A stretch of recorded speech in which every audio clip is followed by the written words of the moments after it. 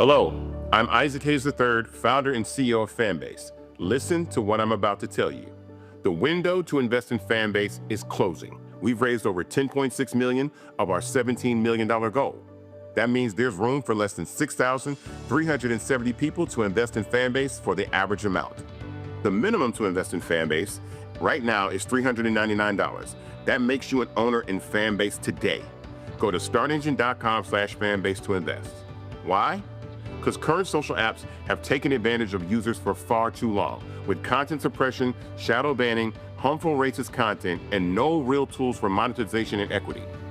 Fanbase has over 1.4 million users and counting, allowing anyone to reach all their following and monetize their content from day one.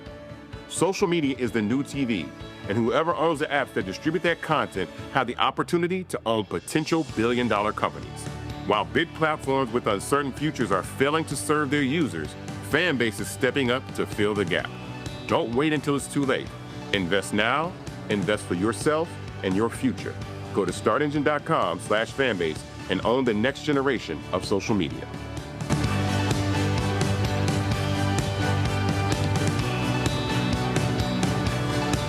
Folks, Black Star Network is here. Hold no punches! I'm real revolutionary right now. Support this man, Black Media. He makes sure that our stories are told. I Thank you for being the voice of Black America, Roland. Stay black. I love y'all. All momentum we have now, we have to keep this going. The video looks phenomenal. See, there's a difference between Black Star Network and Black-owned media and something like CNN. You can't be Black-owned media and be scared. It's time to be smart. Bring your eyeballs home. You dig?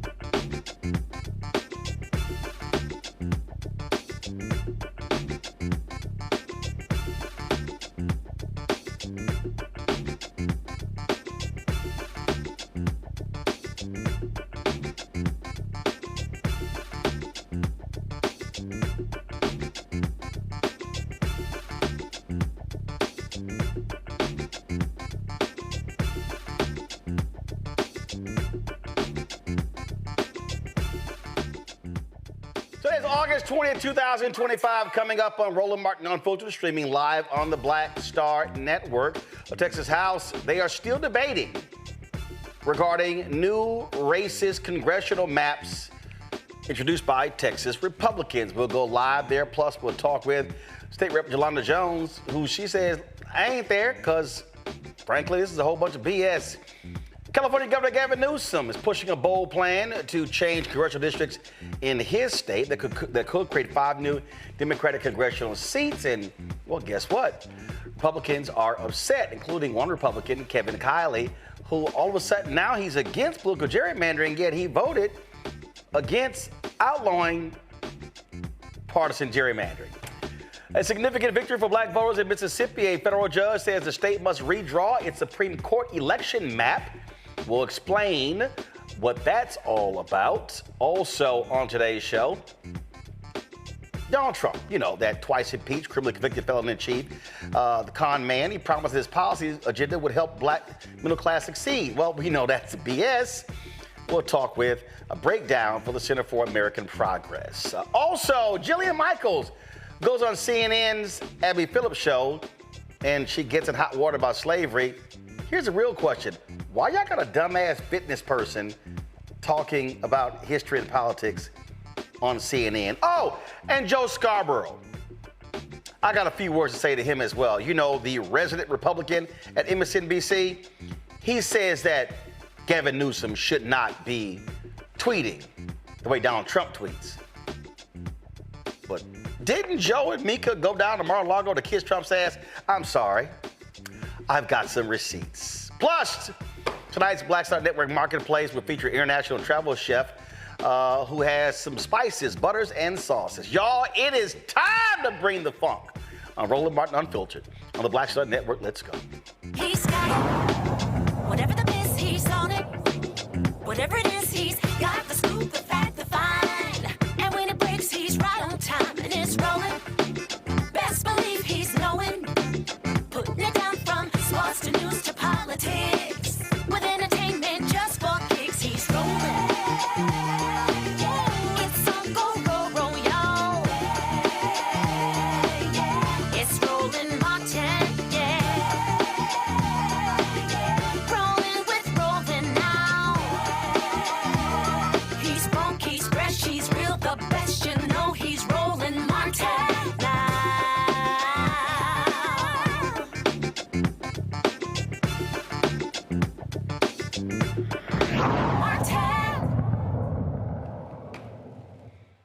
Well, folks, this is a live look at the Texas House where they are set to vote on these racist gerrymandering map. Go ahead and turn up. Let's hear what the line Republican has to say. Chance to finish my answers. I thought we had ruled that a question and I get to answer. Members, make sure that you allow each other to finish the question and answer so the members in the gallery can hear the debate. Thank you. Repeating, do I have all of the Voting Rights Act criteria in front of me? No. Do the lawyers that I've worked with? Yes. Can I go make a call and get it to folks? Yes. You can do the same thing. Section 2 in the Voting Rights Act is what has been looked at in redistricting. Petaway has changed the law. Rucho has changed the law. Many of you, Representative, are talking about 2021. I do get a kind of an interesting deal, everybody. You complain about 2025 and tell me 2021 is okay, but you sued me on 2021. I don't know which way to go. But my point is, do I have them right here? No. But do I feel, you just asked me, do I have the elements? I told you. I'm asking what you understand it to mean. I told you, I understand. You want me, let me go back to the beginning of the speech that I gave there. No, I just want to know. Well, no, you asked. I read it to you at the very beginning. This was done when we started today. Okay.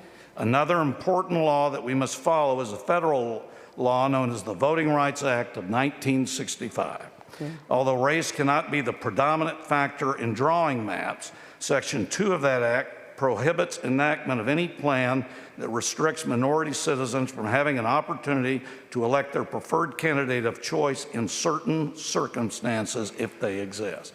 That was my knowledge, and I placed it out at the very beginning of the debate. And so that's your understanding? That's my general understanding. Well, thank you. There's a lot more. Thank you for. And you can go into the various cases. But did you perform? Rucha, too, involves the voting rights along with Petaway. Did you perform any racially polarized voting analysis in drawing these maps? Okay. I have been asked that question. I will answer it again. Did Todd Hunter personally? No. Did Todd Hunter go to a law firm that performed all review? The answer is yes. And what is that law firm? Their name is Butler Snow, which was stated on the microphone a few hours ago. Okay. And they performed the racially polarized voting analysis and drawing the maps? I went to the law firm, told them what the goal was. They prepared. If anybody has the specifics, they have it. But did they perform any racially polarized voting analysis and drawing the maps? Second time, I told you I have no personal knowledge, but I'm sure the law firm performed everything they needed to do. What did they need to do? Well, I hope I'm not the one having to tell law firms what to do, but if they know anything about redistricting, they know about Petaway, they know about Rucho, they know about the Voting Rights Act, they also know about the other Fifth Circuit as well as U.S. Supreme Court. My view is you would go through all of those areas and you rely on the firms, just like your groups are. Some of the ones that you said you represented, I know who your lawyers are. And you go to them, they perform analysis, and they gave you the scripts on your phone today. All I did was go to a law firm, and they orally gave me my information. And then I prepared it out. Did I personally go to everything? No. That's why I rely on professionals who can give me that detail. You make assumptions, and you know what they say when people make an assumption. Well, I mean, an assumption could mean anything. So I don't know what you're talking about. But you assumed that I went with some lawyer. I'm sorry, I can't hear you. You made an assumption about what I did with a lawyer. No, I did not make it about you. Did you perform any electoral performance analysis in drawing the majority-minority districts in this map? Same answer that I've just given you. Same answer that I have given everybody. We went to a law firm who had the expertise. They prepared everything that I was told they needed to do. Is that a no? I told you personally I did not. Thank you. And I went to a law firm who performed it and gave me the information. Besides the law firm, did anyone else involved in the creation of this body, of this map, perform that type of analysis? That I don't know. The evidence at trial at the League of United Latin American Citizens versus Abbott case, the one that's in El Paso, was that the Attorney General's office has a system to perform racially polarized voting analysis. Was that used at any point on your map before today? Personal knowledge, I don't know. And you said that Butler Snow was the... Butler Snow is the law firm. And you don't know if they did that type of analysis? I don't know what they did, but I'm sure they did everything they needed to do. All right. And this Butler Snow law firm, are they your personal lawyer? Okay. As I explained earlier in the day, Butler Snow is a law firm that helped in 2021. Because you all sued us in 2021, they continue their representation of me. With congressional redistricting, they were engaged again, and then I was listed because I was already in an attorney relationship with them. So it continues from 2021 to today, but the answer is yes, they represent me. And do you pay for them with your own campaign money, or do you pay for them with personal money? I don't pay them. Who pays for them? I don't know who specifically pays them, but there's a contract that pays the attorney relationship with me and others. So That's already been brought up in the committee hearings. Oh, I'm just asking. Yeah, well, I mean, you're asking, I noticed the people that know this aren't at the back mic. Well, there may be a lot of people who don't know a lot of things. Well, that's why we're answering your the questions. 2021 I just want to know who you're getting all your feedback up there on your notes. But Well, I'm I not wrote going to them. ask you who. I wrote them myself. And I won't ask some of the members who took photos of your scripts to disclose that too. Okay. And just remember, Is it your Representative, belief? in Is it your belief? 2021, Sure. I was the chairman of redistricting. There sure are a lot of you in the back that came and asked me to help you. Well, that's how you now made it. today, That's how you have now it. today, I'm getting an attack. So I guess it was okay for you to ask for my help in 2021, and then today attack us. Well, when we're not included in the process and you You control left the for whole 17 to 19 days. How could you be included? Again, when Again, that's correct. Again, in 2021, you did also. When you oppress, when you are oppressed, you try to flee the oppressor. We Is it your disagree. belief that you can be fairly We disagree confident? with you. Is it your belief that you can be fairly confident how a district will vote, Republican or Democrat, by the racial percentage No. of the citizen voting age population? No, I do not in that think. district? No, you didn't. I get to finish. Oh, I had to finish You my asked question. a question. No, you didn't. You asked me. Nobody knows who's going to win an election. That's why I disagree with most of your all arguments. That doesn't mean a Republican or a Democrat are going to win. You have new criteria that may give people some energy to run and maybe some areas they can do better in, but it doesn't say who's going to win. None of us can predict who's going to win an election. Then why are you changing the maps now? Well, one of the reasons is for partisan reasons under Rucho, and to give Republicans an opportunity where they haven't in the past. The composition of CD 30 under the proposed plan creates a black majority citizen voting age population district in Dallas County. Is that correct?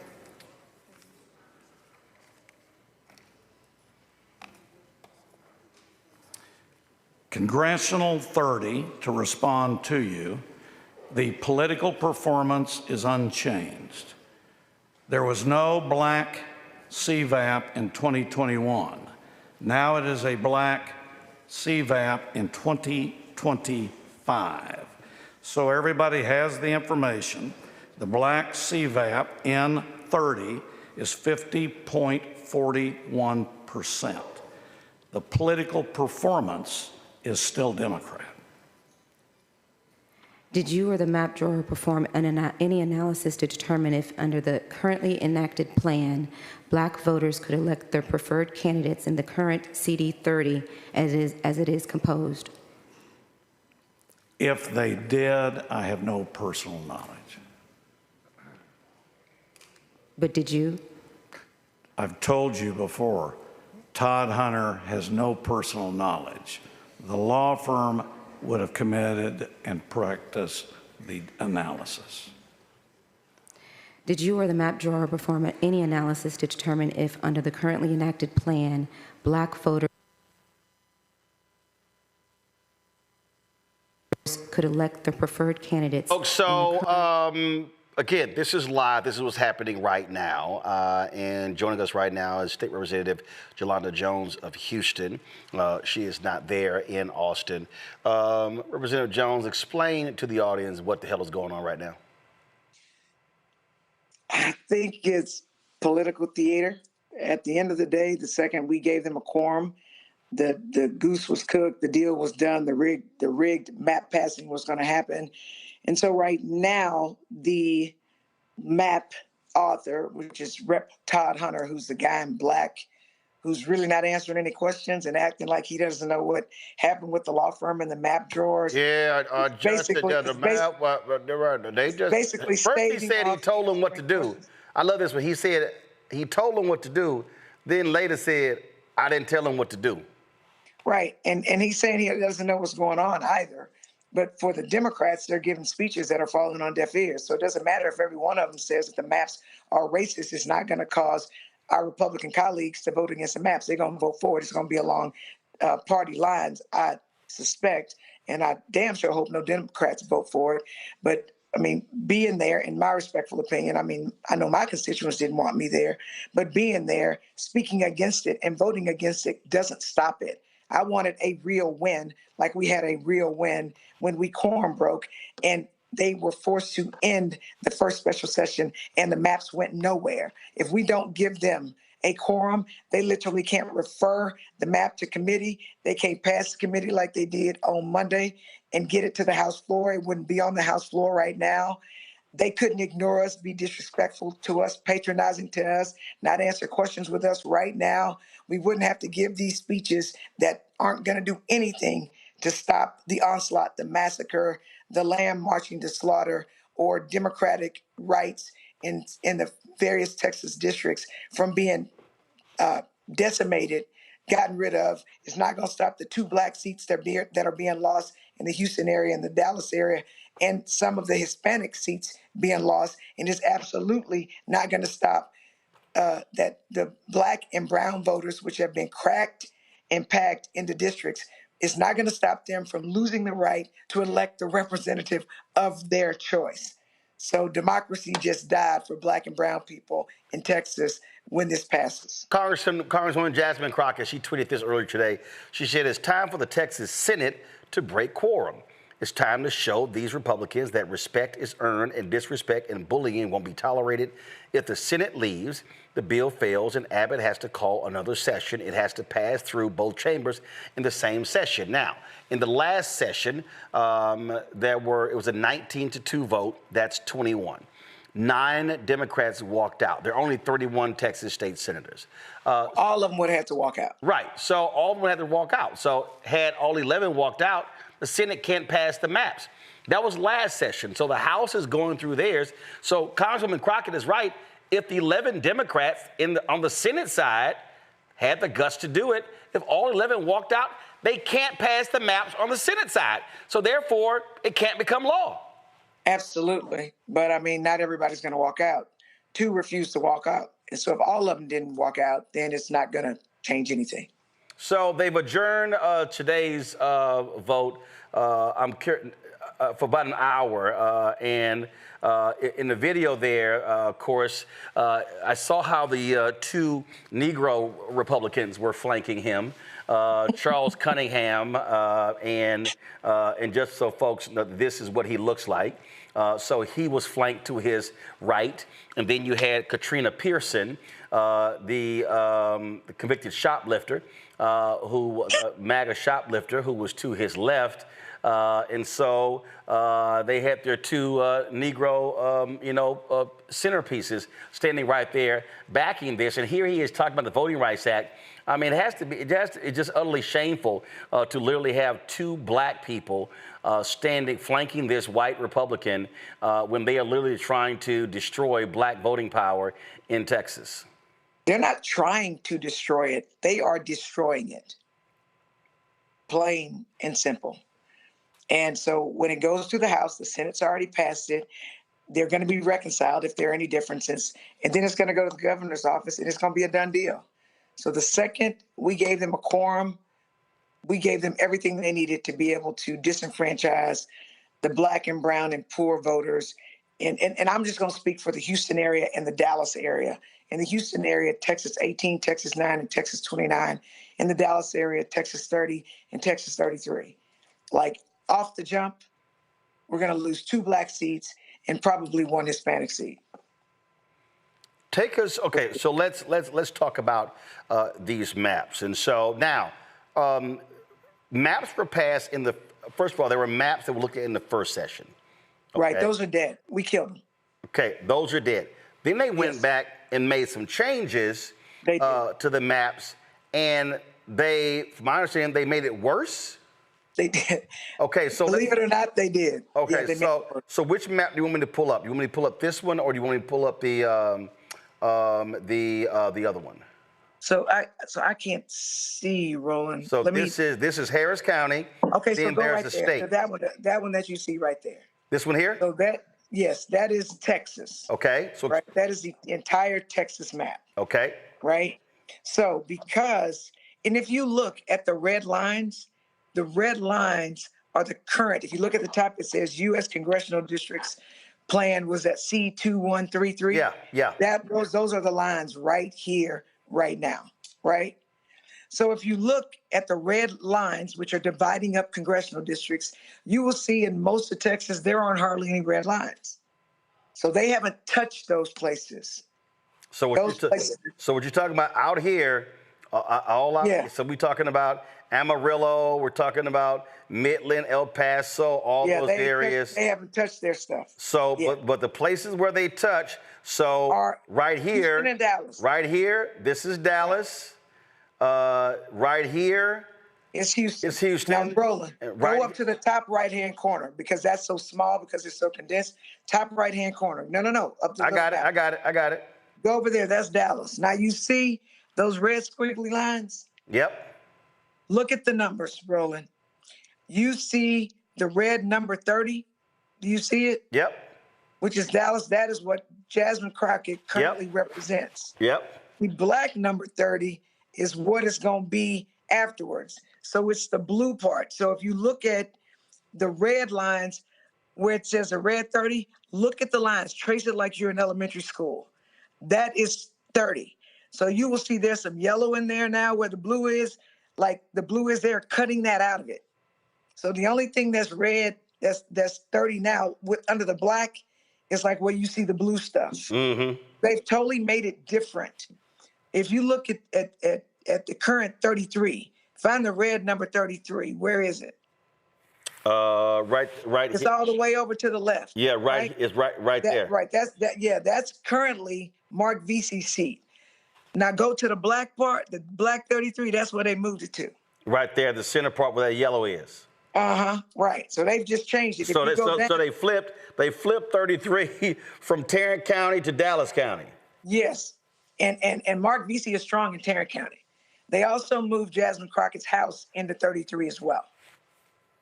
So if you go down, Roland, to Houston, I think you'll see 9, 8, right there. If you look at the red 9, you see how it's down low? Mm-hmm. Right? Look where the current 9 is, all the way up to the top to the right. Wow.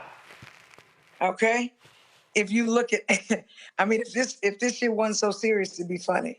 Look to the red 18. You see where it's at up there? Give me 1 second. I want to, State Representative Harold Dutton is at the microphone. I want to hear what he has to say. Let's go live back to Texas. Okay. Notice on call say final passage of the bill.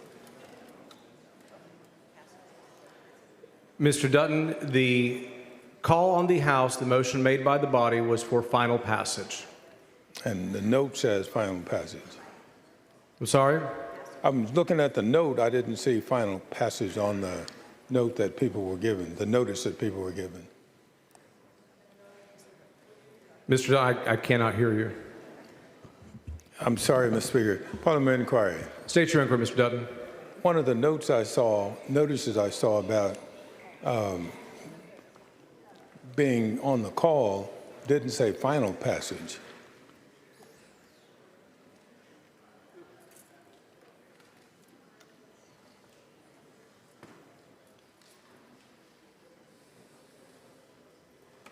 The call was made, the motion by the body was until it's finally completed on third reading. Thank you, Mr. Speaker. Yes. Mr. Hunter for a motion. Mr. Speaker, I move to direct the chief clerk when engrossing HB 4 to incorporate into Article 2 of the bill the text of the census geography for each district that describes. Let's go back to Representative Jolanda Jones here. And so we'll be monitoring what happens there. And so you have described this as diabolical and surgical. And racist. And racist, obviously. And so and so when you listen to them say, oh, well, we work this law firm. The reality is Republicans have these law firms that are using algorithms. And we saw this in Wisconsin several years ago, where they're using the algorithms to sit here and draw these districts. I forgot the Republican who was the leader of this. He died. His daughter, who was progressive, turned over his computer to actually show how diabolical these folks are when they are drawing these lines. And we've seen them do this in Wisconsin, in Georgia, in North Carolina. And so this is their national plan of what they're doing. And what they are hoping and praying, that the Supreme Court will not invalidate these districts based upon Section 2. But here's what we know. Even though this is a right-wing Supreme Court, and again, they can always flip, well, they rule unconstitutional the maps in Louisiana. They rule unconstitutional the maps in Alabama. They just ruled again, the Fifth Circuit Court of Appeals ruled the congressional maps in Louisiana unconstitutional. The state maps in Louisiana as unconstitutional. So these Texas Republicans, and now they're trying to play the game. Now they're saying, oh, no, Representative Jones, we're doing this for partisan reasons, but in the very proclamation from the governor, he cited the Trump letter saying that the districts, the seats were drawn, they were unconstitutional because of race. So what's hilarious is the Trump people threw that out. Then they went, oh shit, hold up, damn, that's right, racial gerrymandering is illegal. No, we're doing it because it's partisan. Yeah, but it's that they're actually stupider than that. So yes, the DOJ letter says racist, racist. But at the first hearings, those sham hearings. Yep. All the Republicans testified, all the Republicans who were on the committee literally said, including the chair of the redistricting committee, Cody Vasut, because, I started off on the committee, I stepped down. He said the only reason we're having these hearings is because of the DOJ letter. That's all they said. We don't know why. But this is the same guy who later said it had nothing to do with the DOJ letter. Yeah, no, but for the first 3 hearings, and look, if you paid attention to the hearings, you will see some interchange between Congressman Crockett and I. Both of us are lawyers. Both of us graduated from the University of Houston Law School, and we played them like a funky piano. We got it on the record of them saying exactly why they were having these redistricting racist maps. So they already said it. And in my mind, I was thinking, damn, they stupid. Like, it's lawyers up here. Why are they saying that? Because racist redistricting is unconstitutional. Somebody got to them and said, don't say racist, say it's political. Then next thing, so they got their little talking points, they got their little marching orders, and now they're saying, no, it's political. No, it's political. Well, guess what? All of the redistricting hearings, even if they were kangaroo court ones, are coming in as evidence. Y'all already put y'all's foot in y'all's mouth. So you going back now and lying now isn't going to change them lies you said at the beginning. So were you lying then or are you lying now? So anyway, if I was a trial lawyer in that case, I would love to put Todd Hunter on the witness stand. I would love to put Cody Vasut on the witness stand. I'd love to put all those people on. That's Todd Hunter, by the way, on the witness stand. Well, and he was complaining about, well, y'all are suing me on the 2021 maps. And the same Republicans were in court saying the 2021 maps, race was not a factor, but then the Trump DOJ says it was a factor, and the Republicans go, oh, you're right, it is. We got to withdraw. We got to redraw them. They were literally in court saying no. They were defending the current maps. Exactly. So they didn't have, again, my mother always told me, Jolanda, don't be surprised when white folks white. That's just what she told me, right? Because this country is built on white supremacy, they're used to getting their way. They're used to saying everything and everybody saying, yes, massa, whatever you say. And so from a legal perspective, they've already caused themselves difficulty in the case because I went to the redistricting hearings and I questioned people and I asked my colleagues. And in fact, I believe they changed the rules because I was asking my colleagues questions initially to get them to say things on the record. And at some point, by the time I went to the second hearing, they were like, oh, you can't ask your colleagues questions because you're not on the committee anymore. So it's like y'all just changing the rules in the middle of shit. But it doesn't matter. I love that I'm a lawyer and I'm glad that I got a public school legal education, but we have enough on the record. If the Supreme Court is inclined to defend the Voting Rights Act, the evidence is there. But again, they were saying one set of facts, fiction, when the redistricting hearing started, and now they're on another one. They've been whipped into line. And you, for the most part, you ain't see no black people when the Republicans were giving their little speeches, and they were condescending and patronizing and not respectful. But I mean, Katrina is a Republican. Charles is a Republican. So they're standing with the Republicans. And so, again, Democrats in Texas are hinging all of this on a legal fight.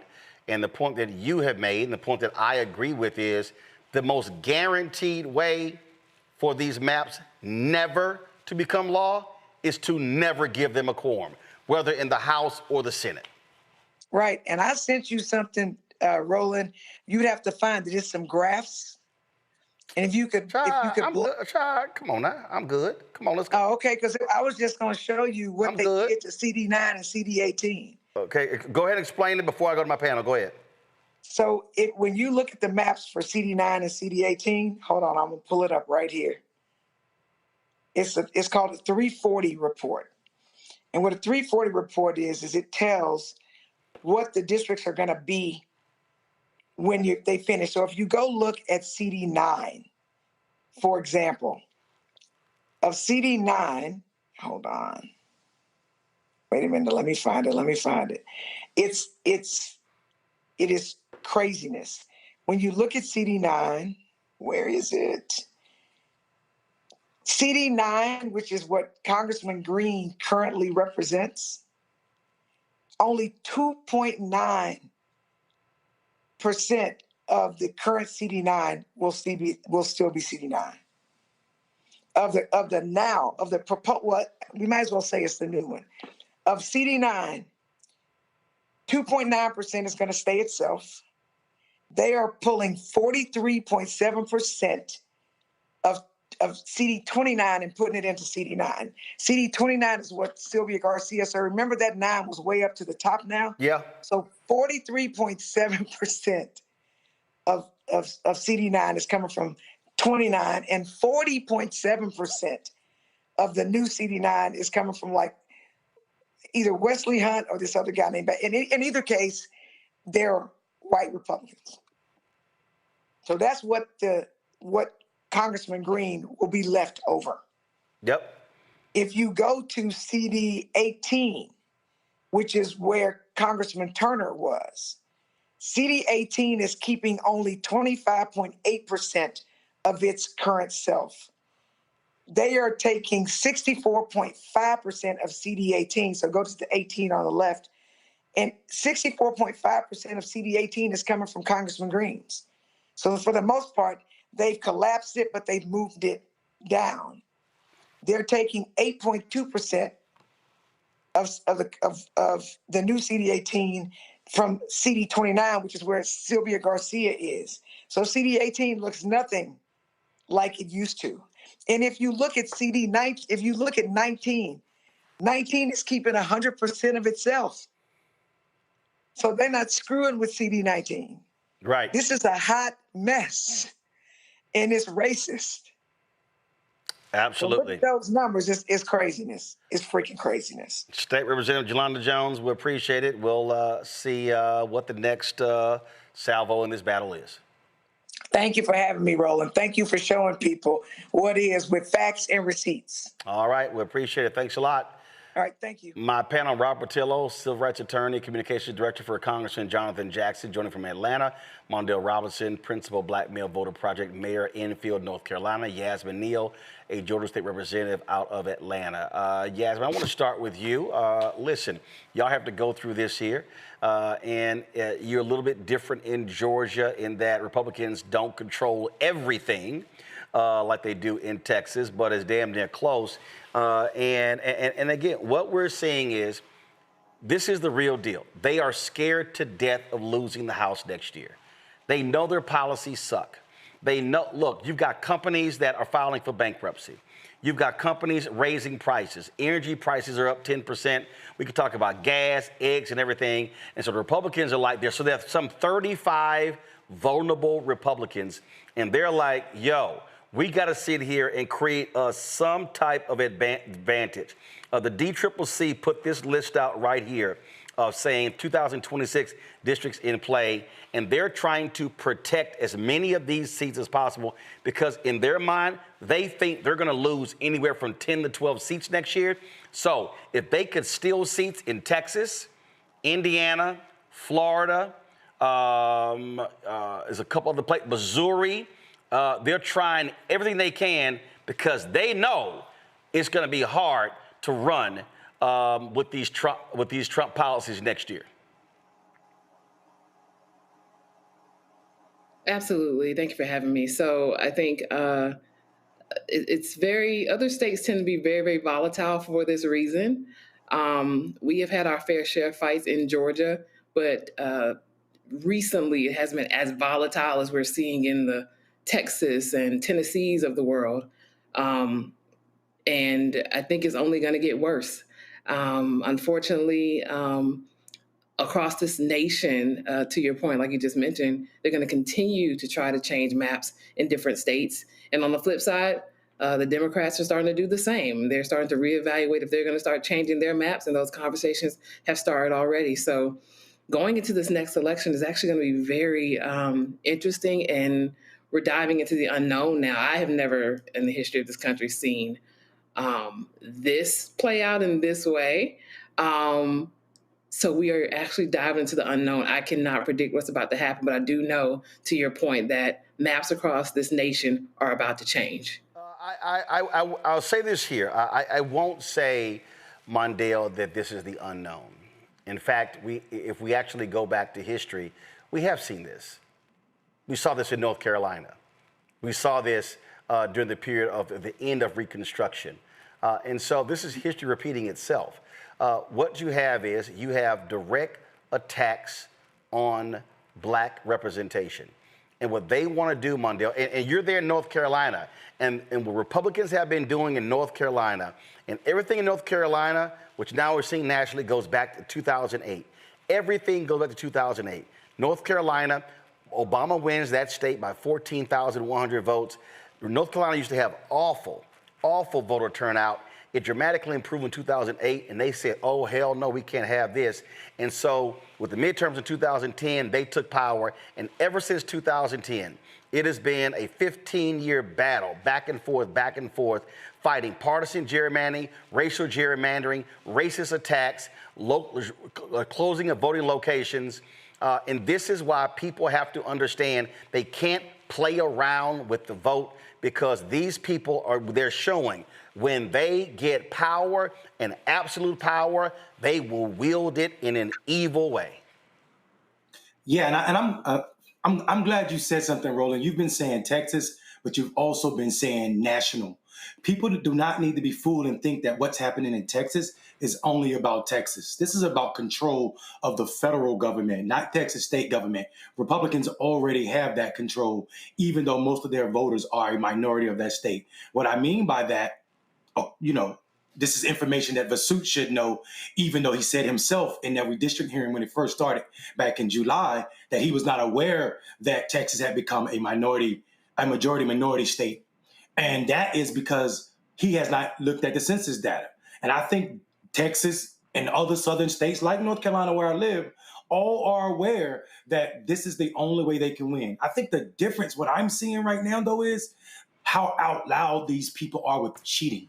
We've seen them cheat before, counting grains of sugar, grandfather clause. We've seen them cheat before behind the cloak of it's equal if anybody can count the grains of sugar, even though we know only certain people had to count those grains. But right now they're cheating out loud in front of cameras. This representative, Todd Hunter, just said out loud that Butler Snow was his law firm. Everybody and their mama should be upset about that. Butler Snow is the same law firm that a federal judge kicked some of their lawyers, all of their lawyers, off a case because they made up their own citations for an AI crime.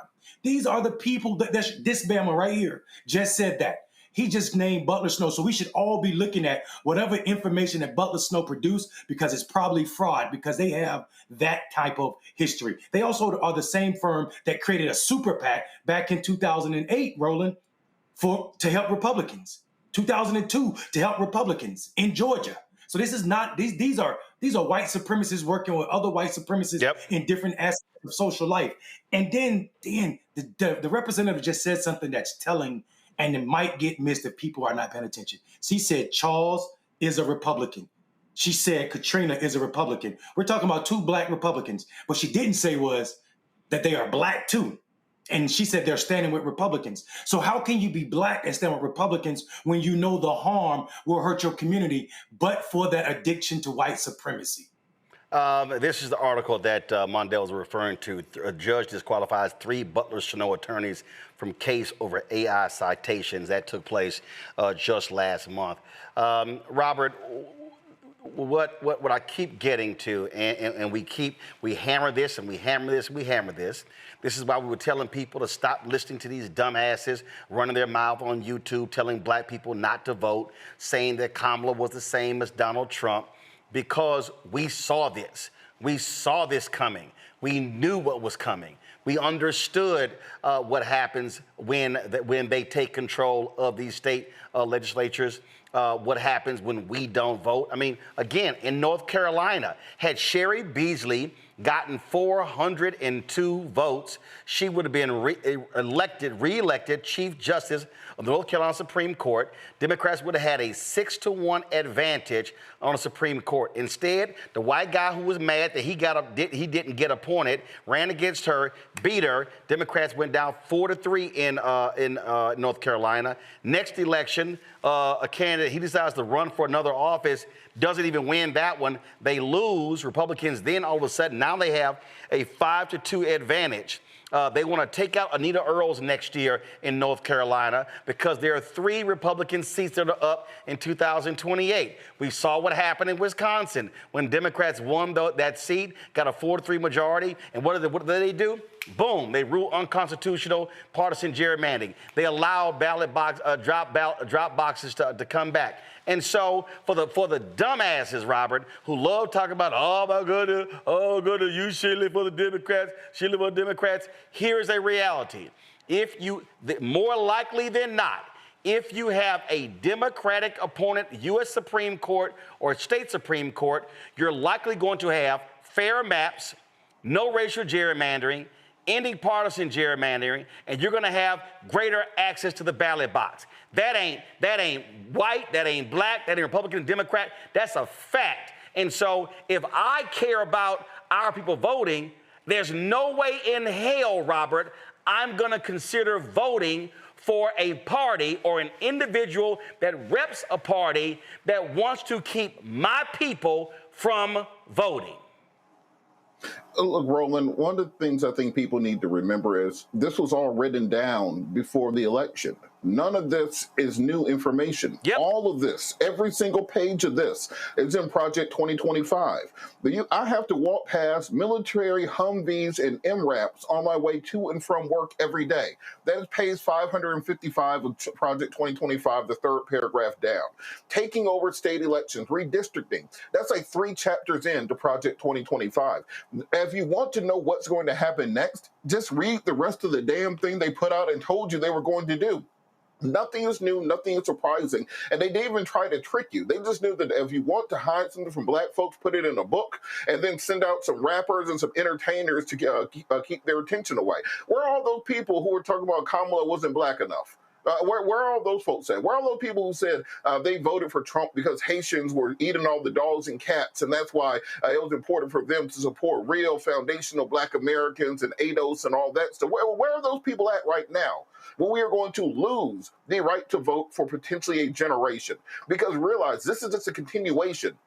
They're chipping away at the Voting Rights Act of 1965, turning into basically a dormant law, meaning it's still on the books. They didn't overturn it. It just has absolutely no meaning, no power, and no impact going forward. At this point in time, we can only, in the most vague sense, call ourselves a democracy because we literally have openly politicians picking their voters as if it's a raffle or a rally, or they're on the pickup basketball court. They're saying, I want those voters over there, because they will keep me in power. We're not in a representative democracy where the people come together, and if you want more people to vote for you, put policies in place that will get more people to vote for you. You simply draw a line and cut out the people who don't support you. So we need to hold these folks to account and help them to understand come 2026, the reason they are running scared is if Democrats get control of the House of Representatives, that means on day one, articles of impeachment get filed against Donald Trump.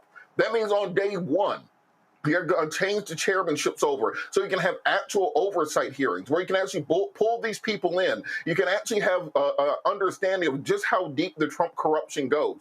On day one, you can start, and if you take the Senate, being able to defer these Trump nominees, pushing through new budget items, and getting ready to win back the White House in 2028. Donald Trump understands the entirety of his presidency hinges on maintaining power in 2026. The only way you make these changes he's made permanent is by them maintaining the House and getting a bigger majority in the Senate in the next election. And we need to hold these folks accountable. And we need to come together and realize that if you support tanks in the streets of D.C., they'll be in a city near you soon if they win in 2026. Absolutely. And when we talk about how are we impacted, listen, black people impacted economically by these decisions over the last several months. Massive cuts to the federal workforce, as well as bans on diversity programs, federal level, corporations, academic as well, hitting black workers the hardest, especially black women. According to a recent analysis conducted by the Center for American Progress, communities from Maryland to Mississippi are feeling this massive squeeze. Fair housing to student loans, small business support, the pathways our families have relied on to climb and stay in the middle class are being chipped away. No, not chipped away.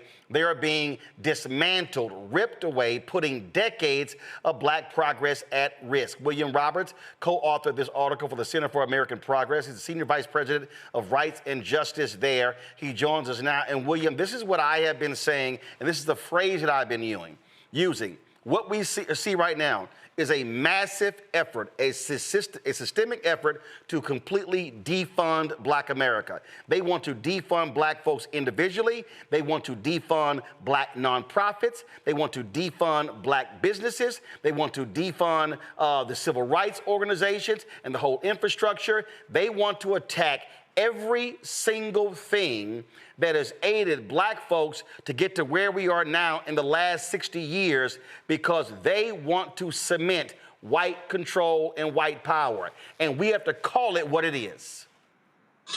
Well, Roland, I think that's right. If you look at it, and the analysis that my colleague and I did, if you look at all of the avenues, as you said, that over the past 60 years have allowed black folks to create a black middle class, those are all under assault, right? Whether it is employment in the public sector, which is where the black middle class was built because of the fact that the federal government was the first to desegregate way back when, the private sector following suit on the DEI attacks, the full frontal assaults on our educational pathways, the things that it's not just in the dismantling, right, of the Department of Education, but also in the sort of insidious nature that they go after education in their, they call it their big, beautiful bill. It's a big, beautiful betrayal. I use some more colorful language when I'm not on TV about it.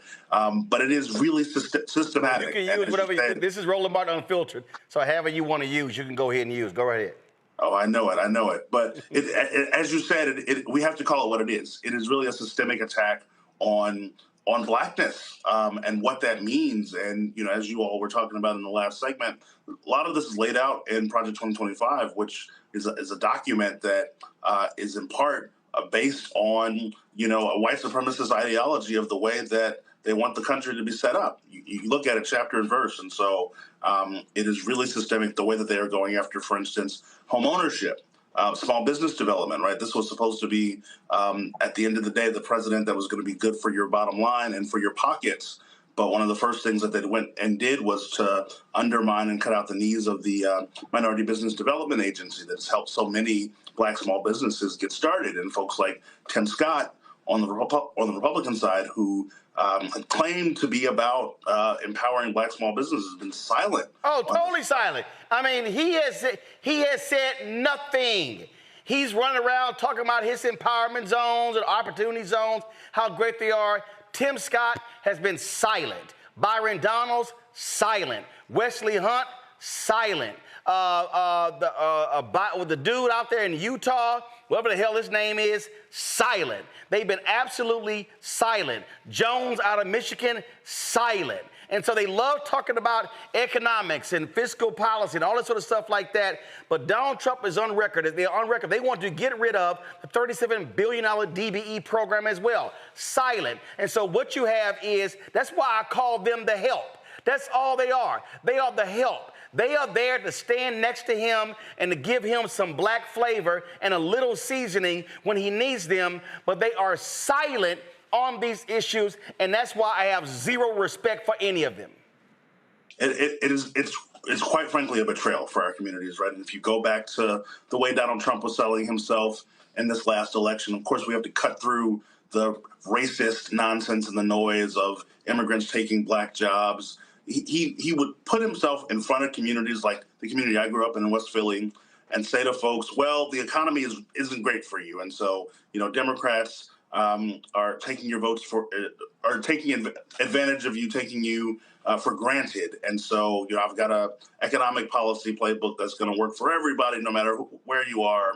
I'm about jobs, et cetera. But that's not what it's been about for our communities. And when you erode, undermine, and intentionally destroy those pathways, not just that get people to the black middle class, but keep you there, it really is about intentional systematic destruction. And you have to remember that for black middle class families, no matter how much wealth you accumulated, the wealth is still tenuous, right? Like lots of research over many years that show that there's less security of black middle class folks than there are of our white counterparts and otherwise. And so these are pathways that were about traditionally about hard work, about earning it, et cetera, all the bootstrapping language that you would hear on the right for many generations. But what we've seen since he's come back into office, and certainly since his Republican majorities in Congress have been slashing through these things, is continuing to slam the doors of progress. And as you said,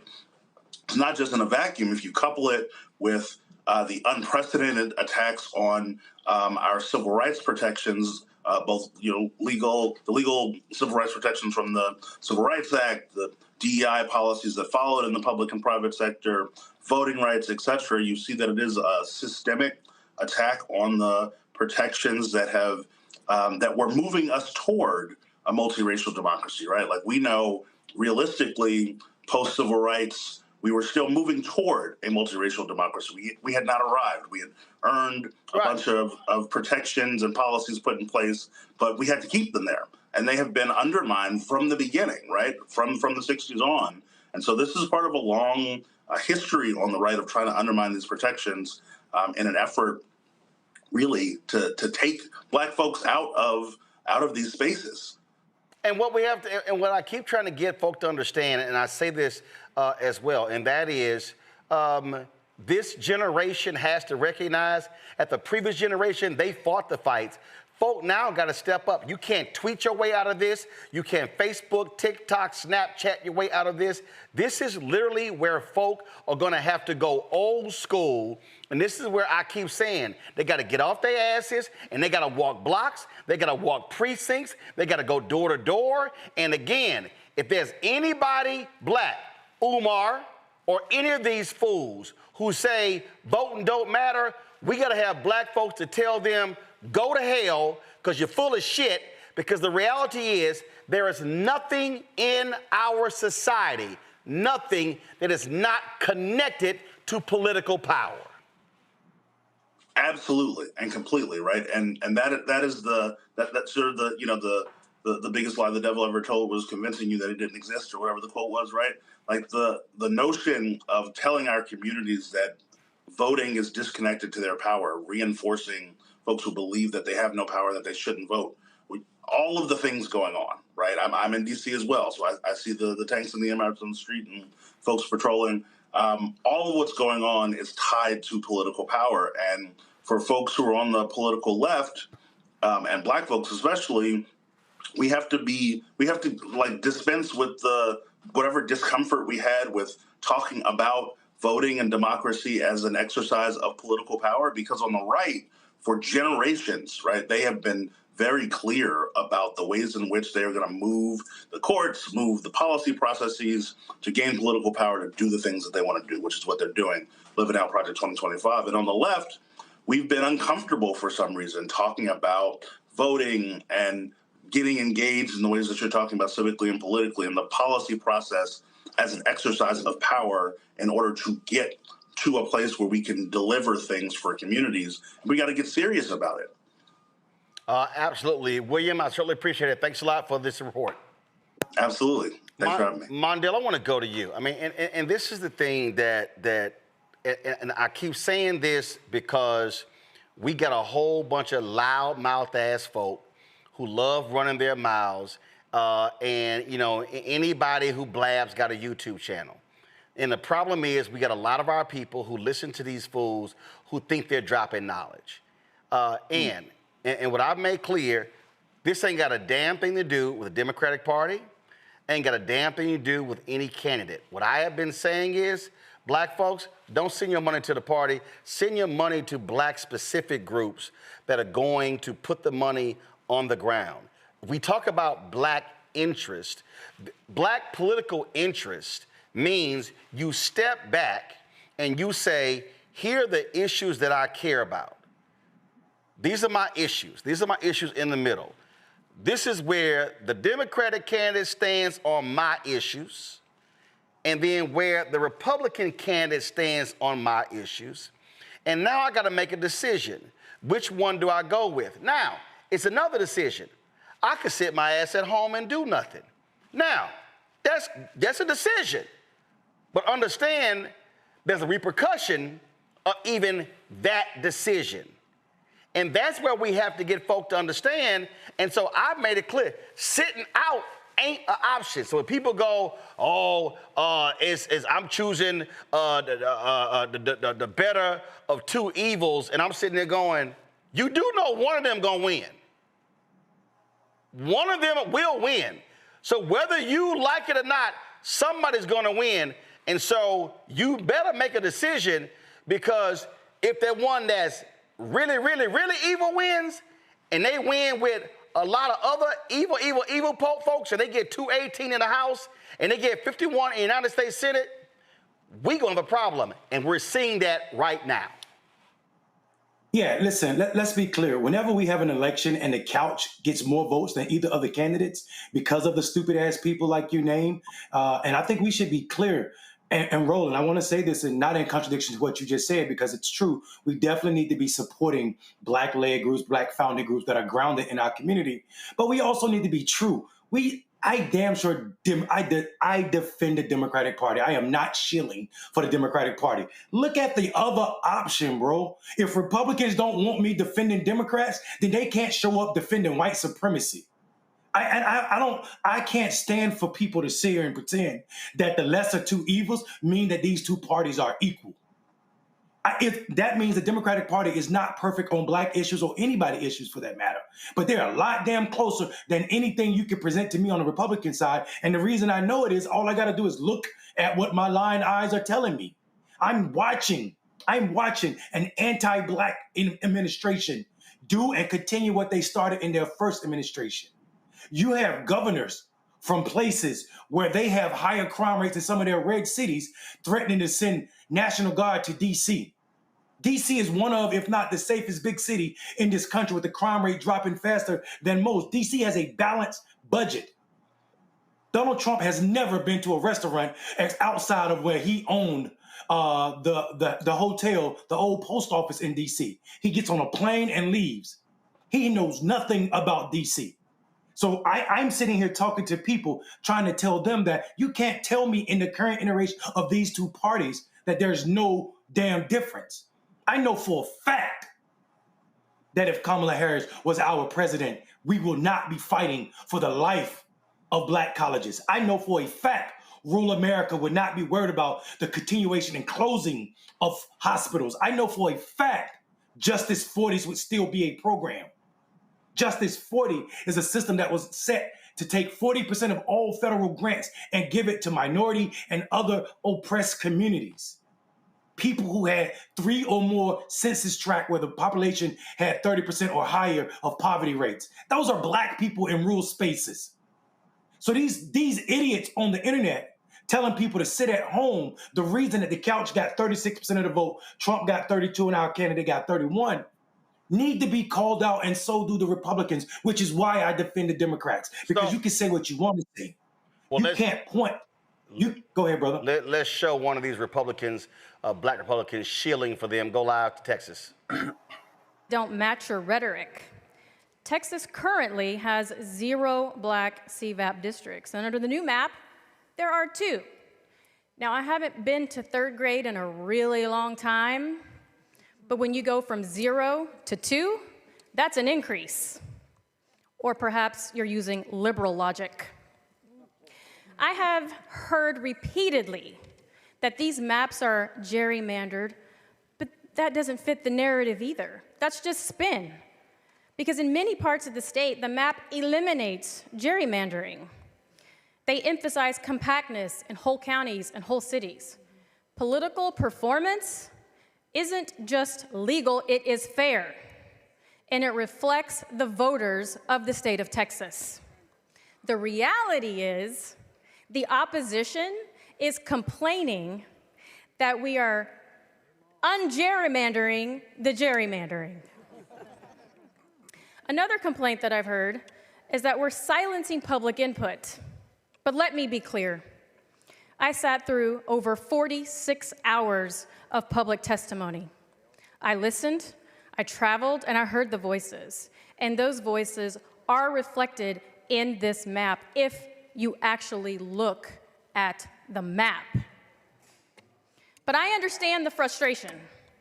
My colleagues on the other side of the aisle, they're struggling right now. Because the fact is, President Trump won Hispanic voters in the state of Texas.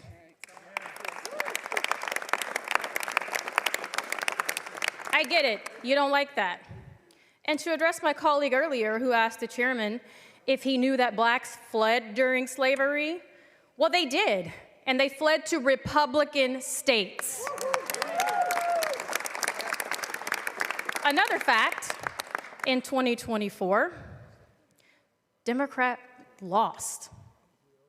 President Trump won big. So you're upset, and I get it.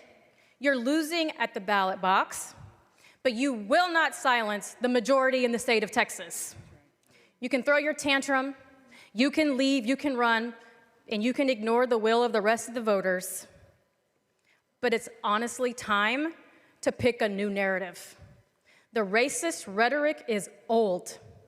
It is seriously stale and long overplayed. Newsflash.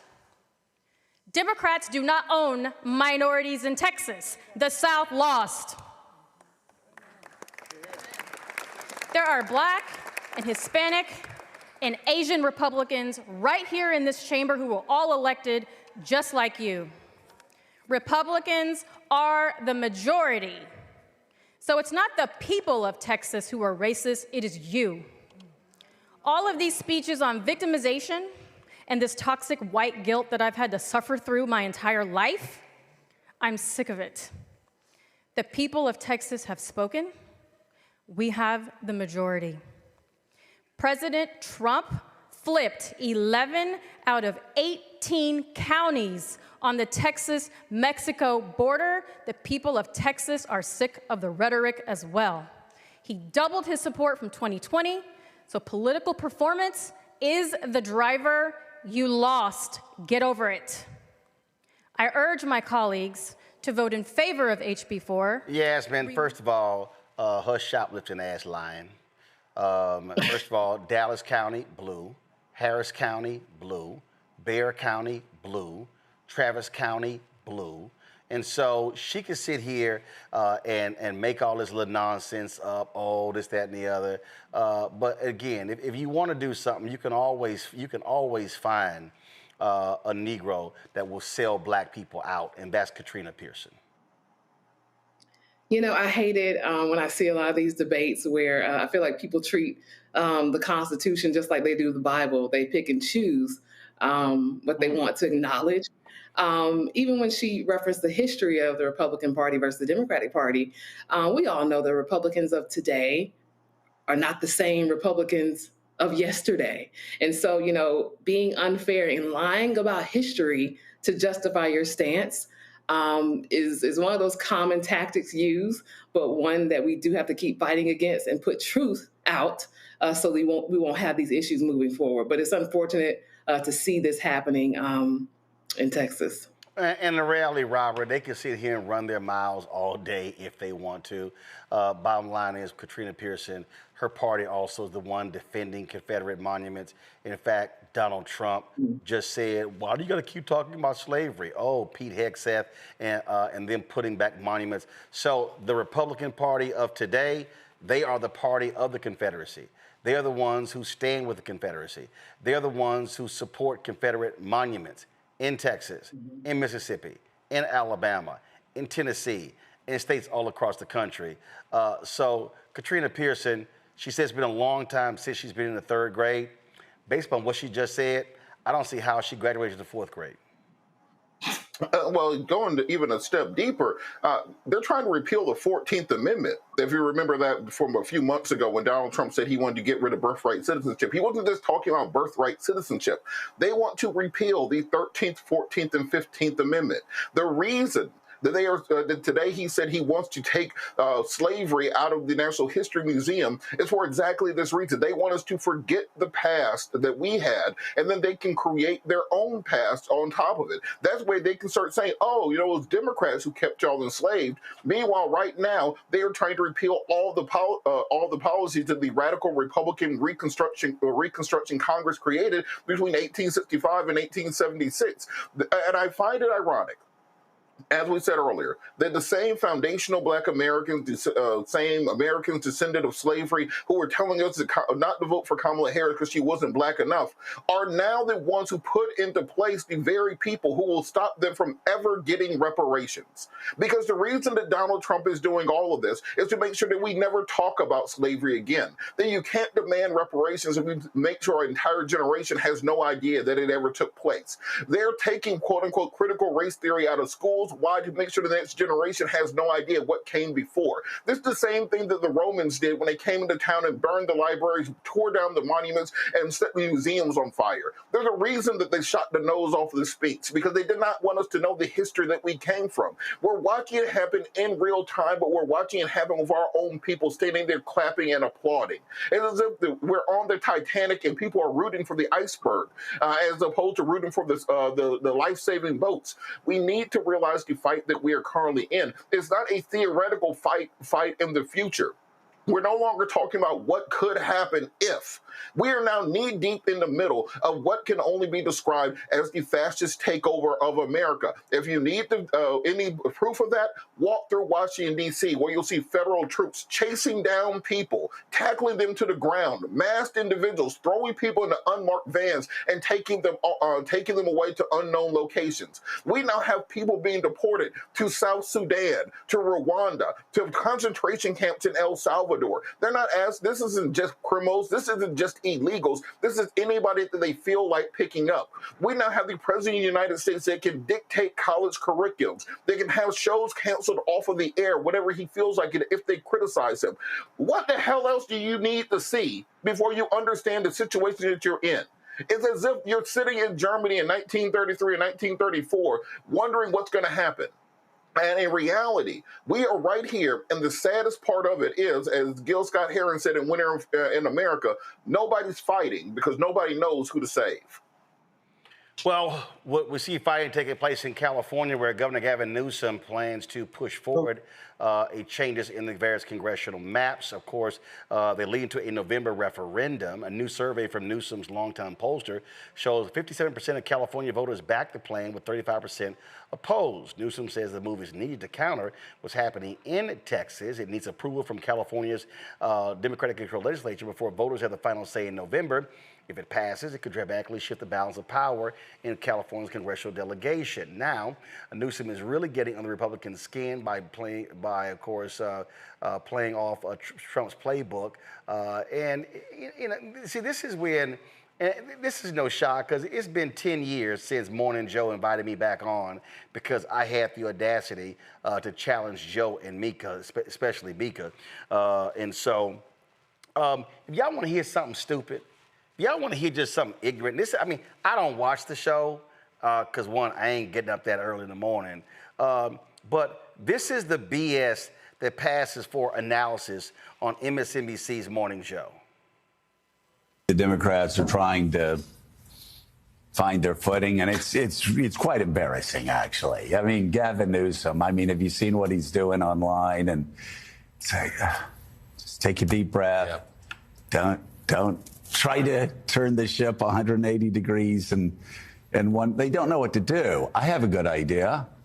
Instead of trying to school Donald Trump, talk into the camera about affordability. Talk about making groceries more affordable. Talk about what you're going to do for housing.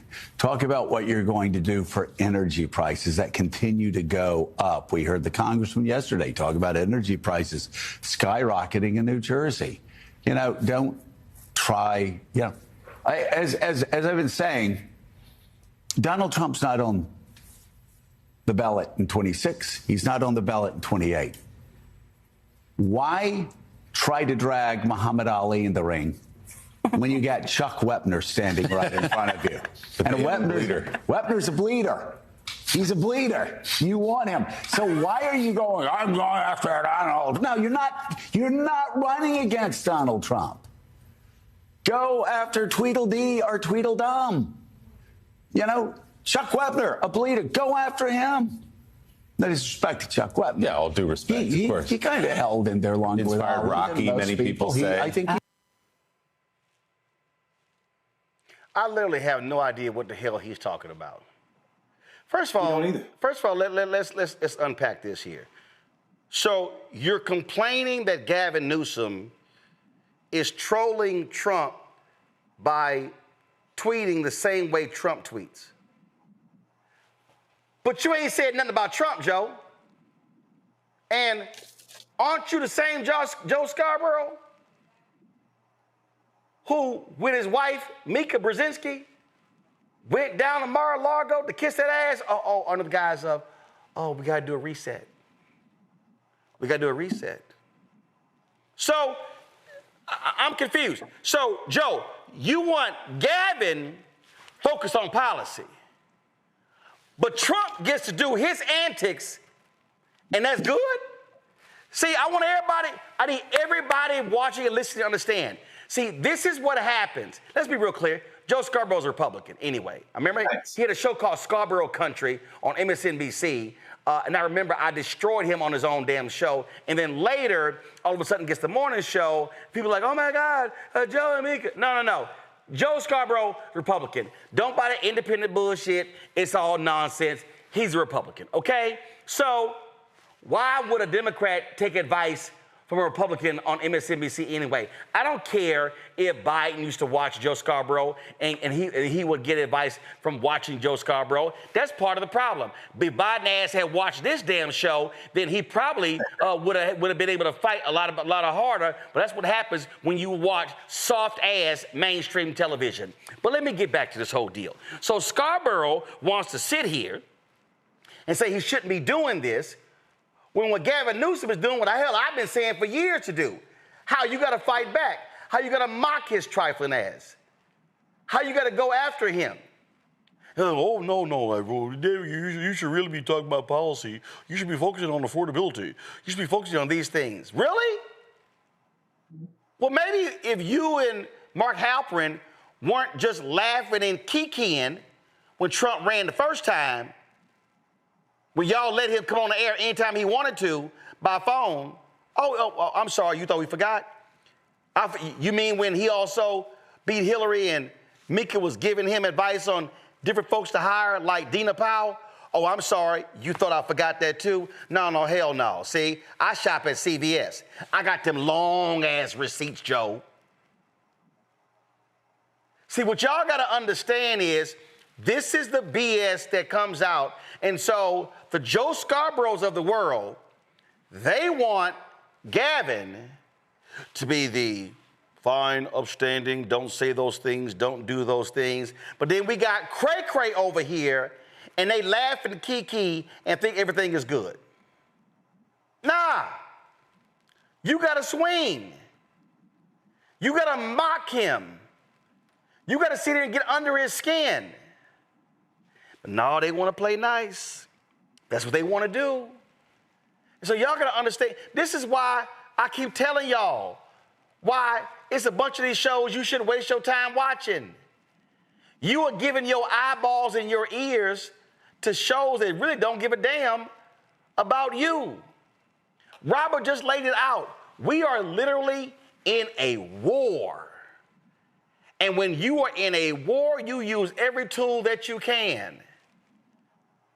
So ignore Joe Scarborough. Gavin Newsom tossed his advice in the trash can because it ain't worth nothing.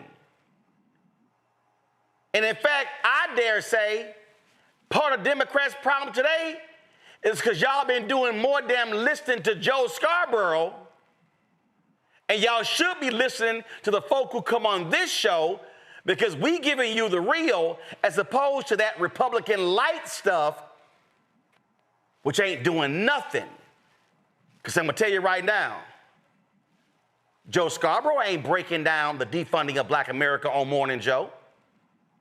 Tell me how in-depth Mika, remember her Women Lead or whatever the hell that thing was in her book? Tell me how in-depth Mika is going on 300,000 Black women being out of the workforce. Oh, by all means. So I know they'll have Reverend Al come on, and they had him on talking about slavery. No. I want to know, tell me when Mika and Joe talked about Trump wanting to get rid of the Disadvantaged Business Enterprise Program. Tell me when Mika and Joe talked about Trump ending the settlement in Lowndes County where you had Black folks having sewage backed up in their yards and their houses.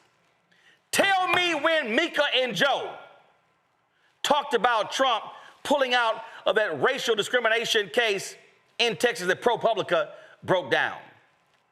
Tell me when Mika and Joe talked about the attacks that we're seeing on African Americans left and right. In fact, if you understand, tell me when Mika and Joe are talking about the new attack. You got this historic Black woman, Lisa Cook, on the Federal Reserve, and Donald Trump put out, go to my iPad, tweet, Cook must resign now. Another Black woman who he is attacking. More Black people watch MSNBC than any other network. And y'all are being bamboozled, led astray, run amok by listening to that type of nonsense. Robert, this is the moment where people need to be getting real information, unfiltered, unvarnished, truthful, even if it hurts their feelings, and wasting their time watching Joe Scarborough with that BS is just really nonsensical. Important that we now have the democratization of information, that we no longer are just tied into 3 major networks or 4 or 5 cable news networks. You can actually get real information and real drilled down discussions. I think most people who are truly informed watch very little of the mainstream media. I personally, I get almost all my news from international press because they give you an unbiased, unvarnished view of what's taking place as opposed to essentially propaganda. There was just today, they released the information from the Fox News. Robert, 1 second. Let's go to the Texas House. Go to Texas House real quick. Go. Lock the doors. The Speaker's desk is clear. Mr. Guerin moves that the House recess pending the reading and referral of bills and receipt of messages and administrative actions till 10 a.m. Thursday. Is there objection? Chair hears none. The House stands recessed pending the reading and referral of bills, receipt of messages, and administrative actions. So now the Texas Republicans are unlocking the doors. They just passed the racist gerrymandered maps, and they're letting people now freely leave. Robert, go ahead and finish your point. To that point, we have to realize that these things are happening in real time. And this morning, I can't tell you the number of people and the number of messages I got from folks asking me, what exactly is going on in Texas and why is this black woman locked away inside of the chamber? That is the first time it actually penetrated through my timeline, as it would be on social media, that people realized that the gerrymandering fight was even taking place. The reason for that is the mainstream media is so busy chasing Epstein. They're so busy chasing whatever Donald Trump is doing on a given day. They don't actually cover the real stories that are affecting people on a daily basis here. So this is why it's so crucial for people to, one, take the information into their own hands. Don't just trust that the person on the news wearing makeup is going to tell you what's going on. I can tell you right now, majority of the folks on cable news telling you what is going on are just unemployed people who just happen to be free at 10 o'clock in the morning. That is the main criteria for being on cable news. I've done it for a long time. You don't have to be qualified. You ain't got to know a damn thing. One time they had me debating Miss Ohio on campaign finance reform. You have to take into your own hands the information that you are receiving, because otherwise they get to dictate to you that information. Roland, I think this is why it's so important what you are doing and why it's so important for us to continue to support, because if we do not, we lose our access to information. Well, Yasmin, bottom line is just here. It all comes down to, yes, right information, proper information, but also, again, this is no time to be scared. And when I watch, listen, like I said, it's been 10 years since I've been on Morning Joe. 10 years. It'll be next month, it'll be 4 years since I was on ABC This Week after I directly challenged Chris Christie, and I was at NABJ talking to an ABC exec, and they said that, you know, that was a little much. That was, you know, we'd like to have, you know, that was just a little too aggressive. And I'm sitting there going, I said, hell, that wasn't aggressive. I said, on a scale of 1 to 10, that was a 3. But again, they don't want folk to be challenged on their nonsense. They want to play the nice little collegial game where they all go along to get along. And again, then before the show in the green room and after, they all kiki and hee and like we all friends. Listen, I'm real clear. It's some folk I ain't friends with. It's some people, we ain't sitting here joking and chilling in the green room, because when that red light come on, that telly light come on, I'm ready to go on that show and put your ass in a rhetorical body bag. Yeah, so I understand your reasoning, and at the same time, in the capitals across America, Democrats, especially Democrats, have to make those decisions. Like you said, are we going to work with the other side, try to get what we can get done, or are we going to stay on the attack? And so that, to your point, is so funny. It's like you're not in the back rooms, but you sound like you are familiar with the back rooms. That is a fine line that. Oh yeah, I'm familiar with the back rooms, but I mean, and look, I understand. Yeah. I understand negotiation. I understand bipartisanship. But when you have people who literally are essentially trying to destroy the hard-fought rights black people spill blood to get, no, I don't compromise on that. Absolutely. And even when it comes to negotiations, you have to have your non-negotiables. There's just some things you're not going to budge on, and you need to stick to that. And we do need to use our platforms. Gavin is doing exactly what he's supposed to do. Whether the other side likes it or not, he's supposed to be telling the truth. He's supposed to be galvanizing his base. That is what he's supposed to be doing. So it's just unfortunate when the other side does the exact same thing. It's a problem. But when we do it, it's okay, pardon me, but when we do it, it's a problem. So all of us politicians need to do the same thing. Use our platforms, tell the truth on our platforms, because there are too many other forms of media that are not telling the truth. Well, Mondale, all these media people, Joe and Mika included, they laughed about Trump. That's just Trump being Trump. I never forget when the New York Times did an article about how Trump treats women. And on Morning Joe, Joe Scarborough and Mark Halperin were like, well, that's all y'all got? That's just Trump being Trump. What they've done, what these mainstream media outlets have done, MSNBC, Fox News, CNN, ABC, NBC, CBS, New York Times, Washington Post, we can go on and on and on. What they've done is they've let outrageous stuff that Trump does, that 1 centimeter, if Joe Biden had done it, or Kamala, or President Barack Obama, if they had done it, oh my God, it would be wall-to-wall coverage. This is where they go. Oh, that's just Trump being Trump. They have normalized his evil. Yeah, and I think, and it's not even just Trump. They've normalized all of the Republicans' evil. And what we see is it benefits them. Like they get away with let's just say this. Nobody, and I mean, when I say nobody, I'm talking about nobody that's going to determine the outcome of an election is watching Joe Scarborough. We know who's watching Joe Scarborough. Those people are Democrat loyalists. Let's be clear. That are looking for something soft on their ears. They're not even critical thinkers at all. And that's you have to know that, because criticizing how the response from the California governor, when you have no criticism for Donald Trump, and when you said, I think people might have missed what you said, Roland. You said he went down to Mar-a-Lago. People need to know that you're talking about after this election. Yeah. That's not the first time. They went the first time, but they went back again this time after Trump said what he said about this man. We have to do a reset where we got all that. Go ahead. Yeah. So that reset also must cause them to forget what reality is. Because while Joe is saying you shouldn't be doing this and you should be talking about policy, it looks like Gavin Newsom's campaign has put him in the top on social media. He's outpacing J.D. Vance's memes.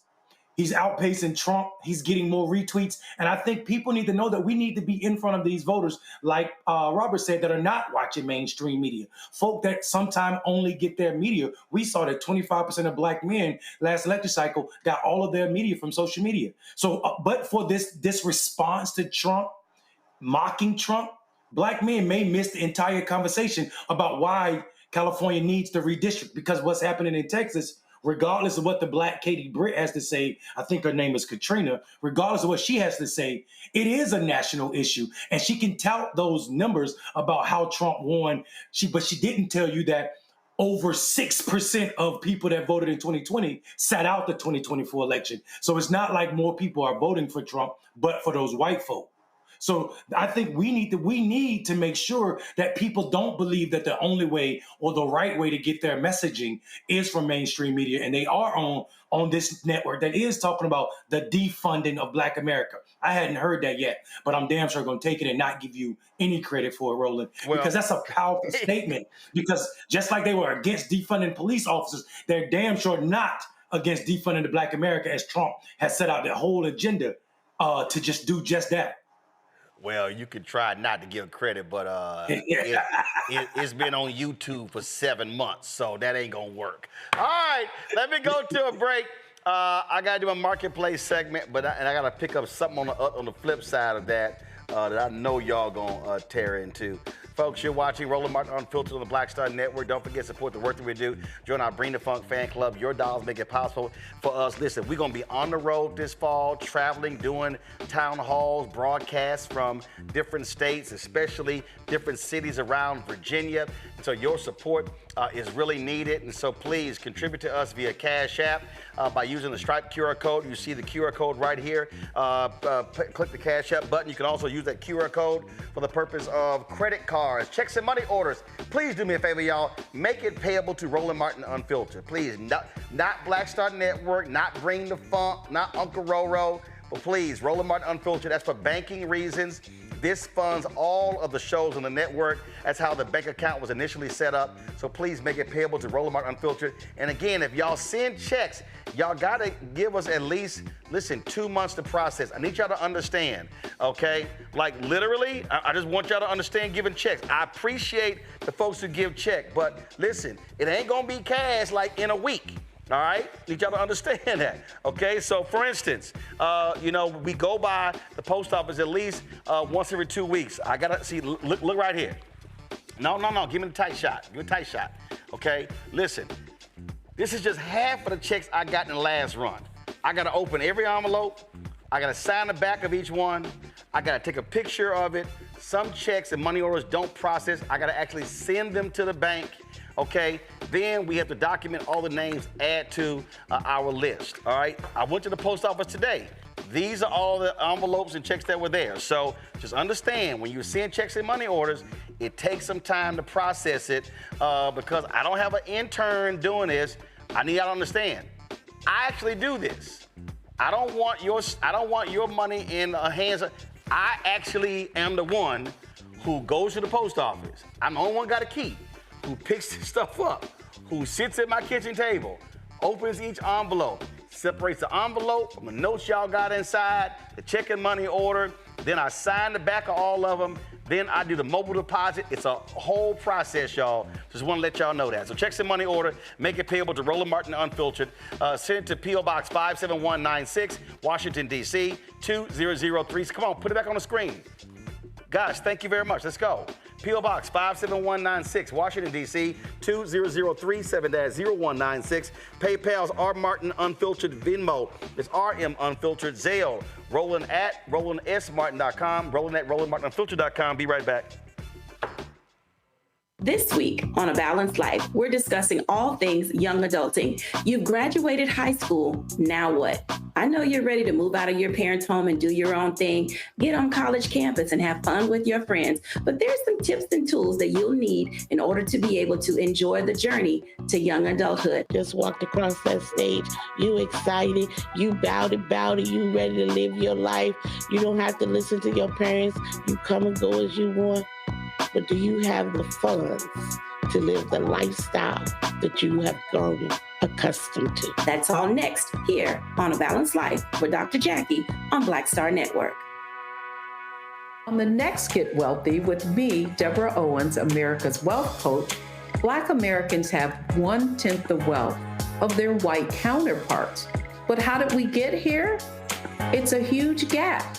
Well, that's why we need to know the history and what we need to do to turn our income into wealth. Financial author and journalist Rodney Brooks joins us to tell us exactly what we need to do to achieve financial success. You can't talk about why we are, as Black people, where we are, unless you talk about how we got here. Bridging the Gap and Getting Wealthy, only on Black Star Network. What's up, everybody? It's your girl, Latasha from the A. And you're watching Roland Martin Unfiltered.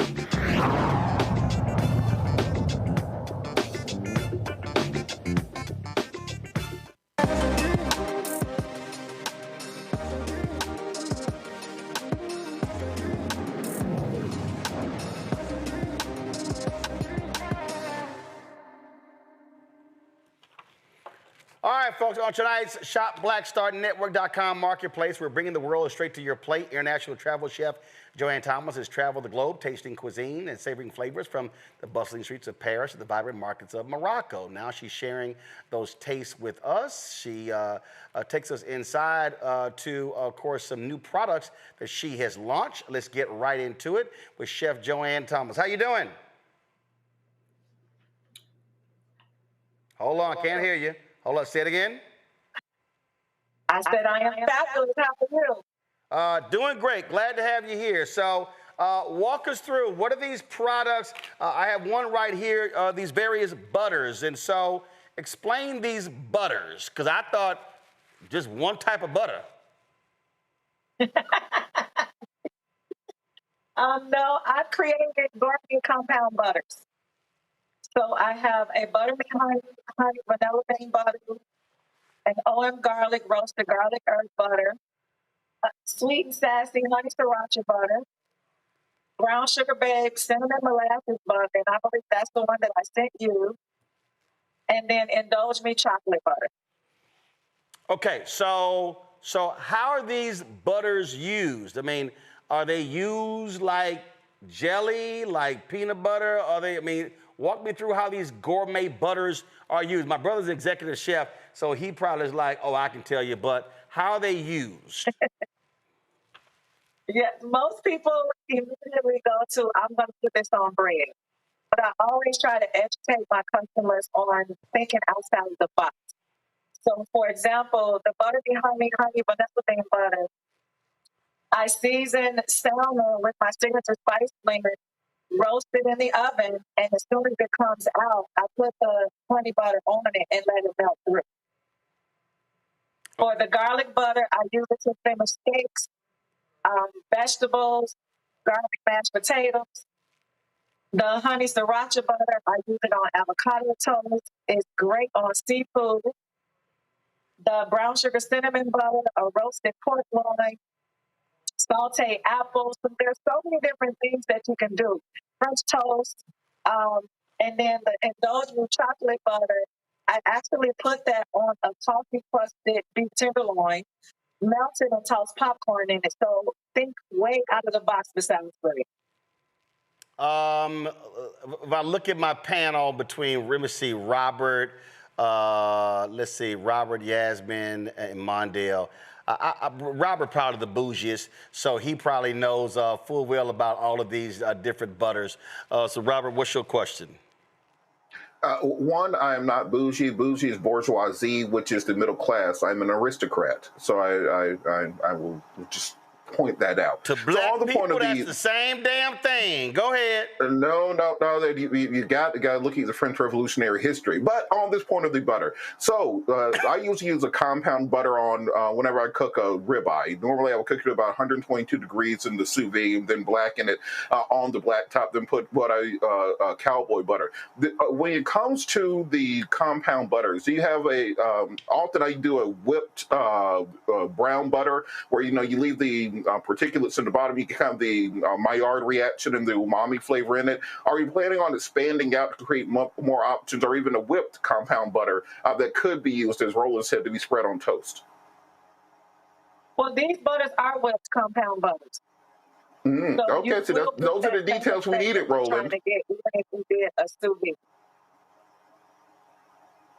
vide. Go ahead, Joanne, say it again. I said these are whipped compound butters, so you will get that effect that you're trying to get, even if you did a sous vide steak and then put it on the grill. Got it. Yasmin, go ahead. You use any of these butters, Yasmin? Hold on, you on mute. There you go. Come on, guys, have the microphone up, please. The most I use is Yasmin, hold on, Yasmin, say it again. The most you use is what? a garlic butter. The most you use is a garlic butter? Oh, so Joanne's like, look, baby, you gotta increase your palate. Yeah, I'm not as bougie as Robert. All the other compound butters and all the things. I'm not familiar. Pretty basic. But you definitely have to familiarize yourself with it. It will change your life, I'm telling you. Mondale, what you got? Yeah, Roland, you're right. I'm not bougie at all, but I cook a lot. So I got a question about like the fat content of your butter. Is it closer to American butter, or is it European? European butter is less. It's closer to American butter. Okay, perfect. So I was thinking about, do you suggest bacon with any of your butters? You can bake with them, but because they are flavored, and as far as the brown sugar cinnamon butter is what I'm thinking you want to bake with, it can alter the recipe. So, bacon is scientific. So you want to make sure that the sugar content for your recipe doesn't interfere with that when you're baking with the brown sugar cinnamon butter. Thank you. All right, folks. However, you can saute apples and put it on like pie dough or pastry dough and bake that off as itself, and you'll have an apple galette. All right, folks, if y'all want to check out Chef Joanne's various butters, go to shopblackstarnetwork.com. You see it right there on the website. You see all of her products right there on the website. You can check it out. And again, you can buy them directly from shopblackstarnetwork.com. Joanne, final comment. Thank you guys for having me. I'm so excited to share my brand and my products with you all. And I hope to have new customers soon. All right, then. Well, we certainly appreciate it. Thank you so very much. Again, folks, shopblackstarnetwork.com to check out the products of Chef Joanne Thomas. You can go there right now and place your orders. Got to go to a break. I'll be right back. Roland Martin Unfiltered on the Black Star Network. Next on the Black Table with me, Greg Carr, we welcome the Black Star Network's very own Roland Martin, who joins us to talk about his new book, White Fear, How the Browning of America is Making White Folks Lose Their Minds. The book explains so much about what we're going through in this country right now, and how, as white people head toward becoming a racial minority, it's going to get, well, let's just say, even more interesting. We are going to see more violence. We're going to see more vitriol, because as each day passes, it is a nail in that coffin. The one and only Roland Martin on the next Black Table, right here on the Black Star Network. How you doing? My name is Mark Carey, and you're watching Roland Martin Unfiltered. Deep into it, like pasteurized milk without the 2%. We getting deep. You want to turn that shit off? We're doing an interview, motherfucker.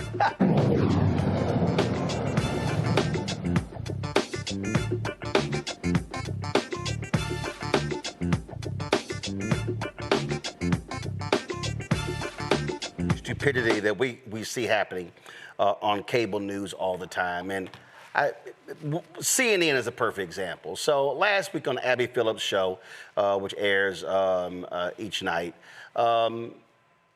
this fitness person, Jillian Michaels, MAGA nutcase, I think she's now doing some conservative, The View option, whatever the hell.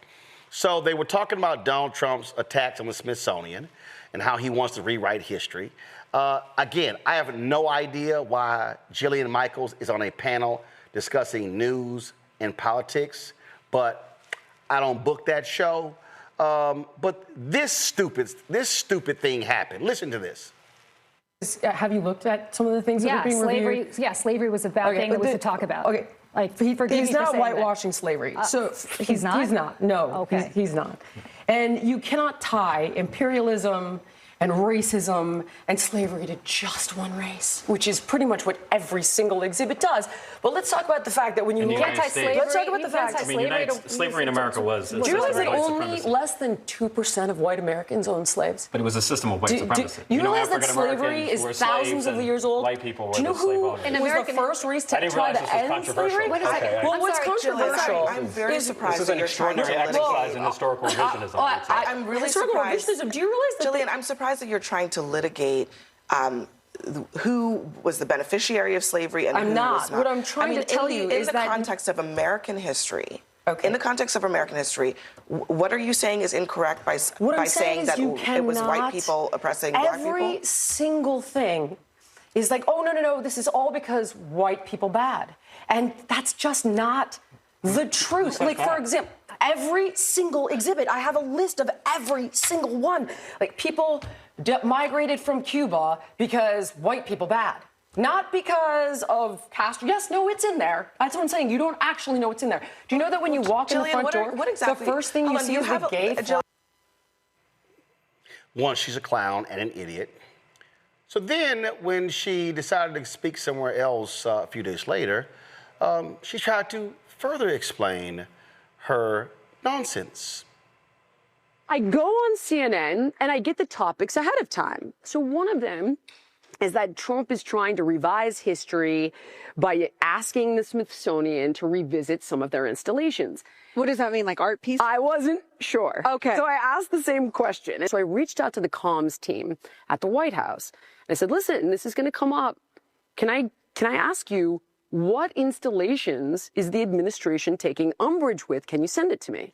So they send me a document, and it's about 50 pages. Oh, my word. Not one thing in the document, not one installation actually is about slavery. Not one. Have you ever spoken about any of this type of subject? I didn't even know about it. I literally didn't know about it until I was asked to kind of weigh in on it on CNN. But this one woman on the other side immediately goes to Trump is whitewashing slavery. So with unbelievable confidence, knowing what was in there, I'm like, no, he's not. And then when I said, no, he's not, then Abby Phillips and Richie Torres essentially, I guess, made some sort of assumption that I was trying to defend slavery. I'm not quite sure where they got that impression. We constantly talk about white supremacy, but we look the other way with black degeneracy. It begets white hostility that then validates and begets white degeneracy. And it's this impossible cycle. So I turned around to Richie Torres and I was like, do you realize that less than 2% of Americans white Americans owned slaves? Wow. And the reason I say this is I'm not trying to whitewash slavery.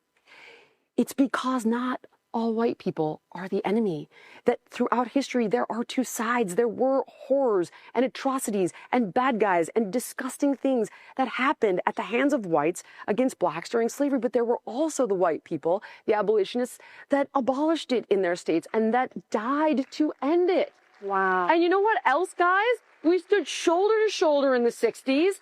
We stood shoulder to shoulder with the George Floyd situation. Like, we have done this throughout history. We have bent the trajectory of history in the right direction.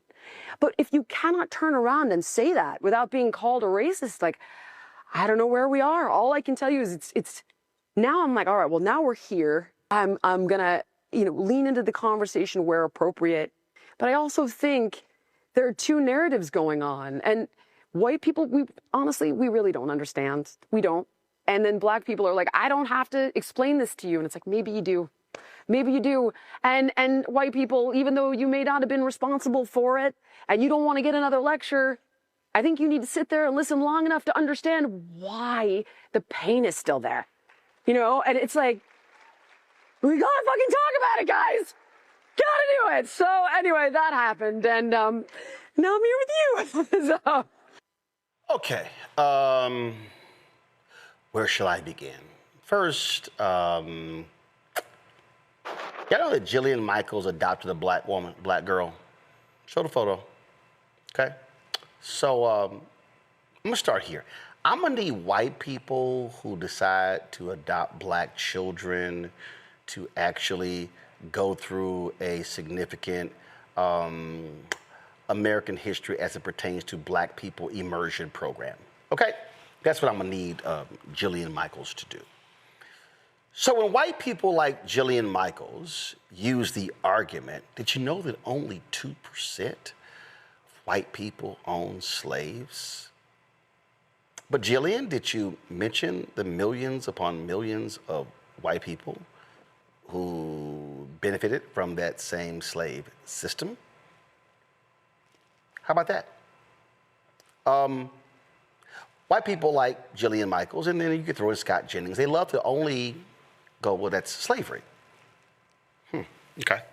So, Emancipation Proclamation, 1863, end of the Civil War, 1865, 12 years of Reconstruction, Great Compromise of 1877. By the way, if y'all go through the history, really go from the 1830s forward, anytime there was a compromise, that wasn't good for black people.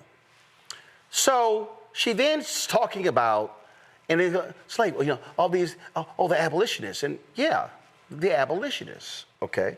So, and there was so much heat on this that a lot of people were very critical of Abby Phillips. So last night, Abby has to put out, opens her show with this 4-minute, just go to my iPad, just show it, don't have audio up. This 4-minute and 8-second open talking about history and how slavery was really, really bad. And so, because all this heat.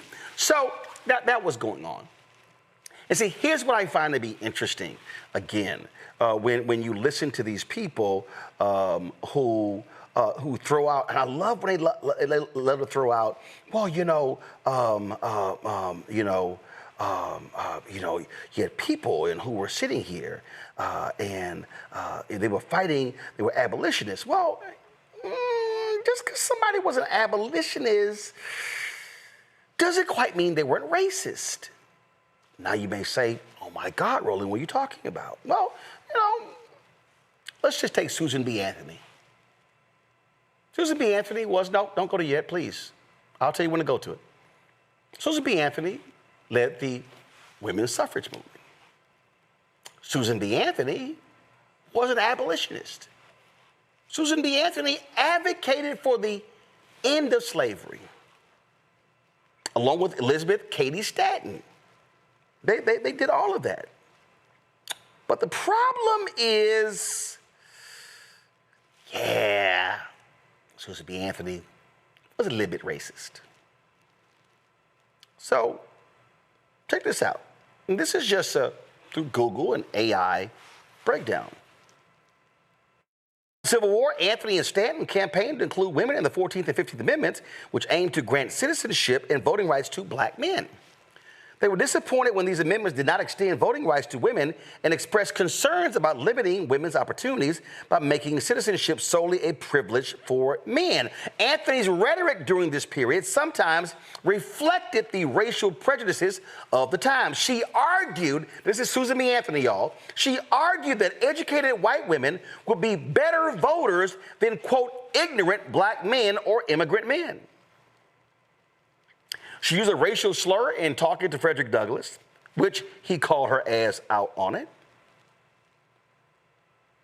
And remember, Sojourner Truth, remember the poem, Ain't I a Woman? Well, that poem was written in response to Susan B. Anthony because they didn't see fighting for the rights of black women in the same vein as for white women. So, although Susan B. Anthony was an abolitionist, she's also racist because she said, how dare you give black men the right to vote, those ignorant black men, over us white women. And she actually said that white women would be better custodians of the vote than those black people. So you go after the Great Compromise of 1877, then you got 92 years of Jim Crow. I love it how people like Jillian Michaels act like that never happened, like Jim Crow just kind of was there. It was literally, officially 92 years. Reconstruction Amendments, 13, 14, 15. Live by radical Republicans. White people didn't have to have a law passed that said they had the right to vote. It was simply assumed. Initially, it was white men. Initially, it was property owners. And then through, as Barbara Jordan said in the Watergate hearings, through interpretation, through amendments, she said, now, the Constitution now included me in We the People. But even when that was the case, did not fully include us. And so when the Jillian Michaels of the world love to recite that only 2% of white people held slaves, but you had a lot of racist white people. And you can go through the 1800s. Then we can go to the 1900s. And Herbert Hoover, you had folks like Ida B. Wells Barnett who were campaigning on behalf of Herbert Hoover. Herbert Hoover was the leader of the lily white faction of the Republican Party, where you had these white Republicans who aligned with the KKK and the Reds to stop black people. Yes, Ethan McKaylee lays it out in his book on the Chicago Defender. Then, of course, you see Woodrow Wilson, Democrat. Hoover was Republican. Wilson, Democrat, one of the most violent racists in the world, brings back segregation in the federal workforce, shows the movie Birth of a Nation in the White House that revived the KKK.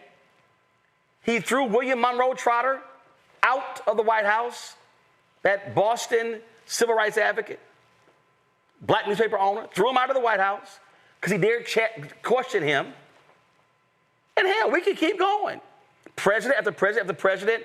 See, so this idea that because only 2% of white people own slaves, that somehow does not just erase the literal centuries of white nationalism, white supremacy, white oppression. When you look at laws on the local, state, federal level, when you look at how African Americans were subjugated, ignored, degraded, destroyed. Blackman writes in his book, Slavery by Another Name, literally it's slavery without shackles. So when Jillian Michaels says in that second video that white people really should listen more and learn more, let's start with you, Jillian. In fact, you should go read Dr. King's book. Where do we go from here, KSL community? Because in that very book, he actually writes that he says that white people, he doesn't believe, are fully capable to understand the depths of racism in the history of this country. But then you're so MAGA and you're so willing to kiss Donald Trump's ass, you then go on with that stupid comment, well, call the White House, and then Trump later tweets out, find the tweet, y'all, tweets out, oh, Smithsonian, they keep saying slavery was so bad. Yes, it was, and it is. And what the Jillian Michaels of the world don't seem to understand is that whether we're talking about Yasmin's Georgia, Robert is in Georgia, Mondale's North Carolina, that to this day, we literally are still living with the DNA of slavery, racism, discrimination in America. And whether a Jillian Michaels wants to believe that or not, that's not my problem, but facts are facts. And when you get these white folks like Jillian Michaels, and then when you get these immigrants like Patrick Bet David, who aligns with whiteness, when you get these people and they go, you guys are just making these things up, then when you get these ignorant Negroes, including some people of black immigrants, debating Amanda Seals on Jubilee, and when these people go, oh, you guys, you're embracing victim. No, we're actually just speaking facts. Because the facts are simple. When you have a control study of a black-sounding name and a white-sounding name, the exact same resume, the white person got a 50% chance more of getting a call back on a job. We talk about racism that exists in the prices of homes and the appraisal. Yep, that exists. When we talk about all of these different things that we face when black people literally are just walking around being black, shopping, barbecuing, delivering packages, trying to do our jobs, and these things happen, we know what's going on. This nation has always seen black people as being subservient, as being the help, whether in shackles or not. So Jillian, here's what I suggest you do. Stop talking about shit you know nothing about. And based upon that Netflix doc, you really don't know a lot about fitness and health. But the problem that we now have is we have a nation that's being led by ignorant people like her. And people who truly are violent racists, Stephen Miller, Donald Trump, the embracing of the Nick Fuentes of the world. Yeah, it's all happening before our very eyes. They are fully embracing bigotry and racism. They are empowering these people. They are allowing them to legislate their bigotry and their racism. But then we're supposed to believe that they're just nice people, they're not racist, when the evidence speaks for itself. Representative, I'll start with you. Your thoughts? Yes, I absolutely agree. We are living in a time of slavery, another name, and it's unfortunate. It's still early in the regime. We have more years of this. So unfortunately, we need to buckle up, get ready to rumble. We have some work to do. This is just the beginning. And we do have to pick up the 2025 Project 2025 playbook and start preparing for how we're going to fight back on these proposals that are going to be forthcoming.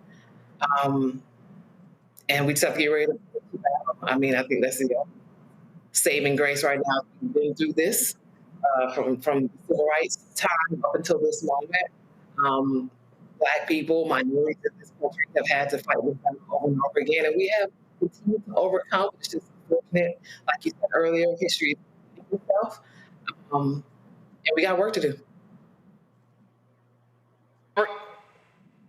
Actually, I'm going to Mondale. Mondale, you next. Yeah, listen, Roland. I feel bad as I sit here as a black man from the South who actually part of our relationship, Roland, was based on you being one of the few people willing to cover at the national level the fact that the Klan was trying to kill me for taking down a Confederate monument. And you calling, checking in on me, and the fact that it's been 2 years since then, and I'm still getting death threats, and I don't spend many nights in my bed in a town where I'm mayor because those death threats are still real and coming in. It's part of like why this pisses me off so much, and the fact that this woman has access to a black child that calls her mother is scary as hell. And you just gave all of those pearls to a group of this ain't even swine. This is just mess. And let me tell you what I mean by that, because white people count on their base not giving a damn about facts and also just going off of the fact that they get to not deal with the stresses of what it means to be white in a privileged world. And what I mean by that is she throws out this 2% number and know that most white people aren't going to check it, or people in general, especially not on mainstream CNN. They're not going to let Abby go but so far. But if you do some research on when that 2% number came from, you're talking about a period where, one, there was not 50 states in this country. It was only 33. It was 1860s. She's talking about the 1860 census numbers. But that's also misleading because she's counting people from all 33 states, not the 15 states that were slave states at that time. But then if you do something different and you just base it on those 15 states, then that number jumps to 3.2%. But that ain't even enough, Roland. Because if you then remove the slaves, because the enslaved black people are also counted as part of that population, when you remove them, that number jumps to 4.7. Then if you do something crazy like count the 11 states that decided to secede that year, then that number jumps to 5.7 of people who own slaves. But if you account for the other people in those households, it jumps to 30% fucking percent. Excuse my language. But 30% is a lot larger than the 2% she's trying to paint the narrative as. And that's what white people do. Oh, I didn't own slaves. Yeah, but your kids and your wife would have inherited those slaves had your white ass, talk about the man, died. So this misnomer of 2% is really around 30%. And that's the number that they don't want to talk about. And beyond just ownership, all of white people benefit from the subjugation of black people. So you don't have to be a slave owner to know what it means to be white and privileged in this country. You articulated very well, Roland, what it means to be owned or to be benefiting from not being owned or not sounding black, i.e., what it means to be over-policed, what it means to be over-sentenced, what it means to die younger, what it means to not be policed, talking about white folk, what it means not to have to worry about diabetes and then using old medicines because they don't see your pain like they see white people pain. So Jillian Michaels can miss me, her and all of these Trump people trying to rewrite history by going in the Smithsonian saying that anything that talks about slavery as bad will be removed because it's woke. And I don't want people to think that it's not woke. You damn right it's woke, and we should all be woke, because the opposite of woke to means to be sleep. And it is a fool that wants to walk around in the middle of the day and pretend to be sleep while these people are erasing blackness in our eyes, in front of us. Robert, what they desire, what they really and truthfully desire, is for us to shut the hell up. They're like, see, here's what they really are mad at. They're mad that Yasmin, Mondale, yourself, and yours truly, they're like, dang, them Negroes know how to read. See, there's a reason they said, we catch you niggers reading, we gonna kill you. And that's why when slavery was over, when them white abolitionists were trying to come to the South, according to James D. Anderson's book, The Education of Blacks in the South, 1860 to 1935, when them white abolitionists were trying to rush to the South to open schools, they say, hey, we already started. It was 500 schools that already opened. 38% of white kids in D.C. were in school. 92% of black kids in Memphis were in school. Because them formerly enslaved people of African descent, they said when they were enslaved, they said, hold up, it's got to be something real damn powerful about that book for them to want to kill us if we were caught being taught how to read. And that's what they're angry about, Robert. They're angry that now, because we are exercising power, because you've got more than 60 black members of Congress, because you've got black state legislators in states and mayors and city council members and school board members, and you've got black CEOs and black businesses, what they mad about is, damn it, we now don't get to keep telling the lie. His story has been corrected to real history, and their desire is to go back to the old way of just driving a fictionalized version of America being so nice and wonderful and welcoming and free because, see, when the French gave us that damn statue, the Statue of Liberty, what did white America do? Let's flip this. Oh no, this is about immigrants. No. The Statue of Liberty was a gift to the United States for the end of slavery. And we played this video, Robert, on the show.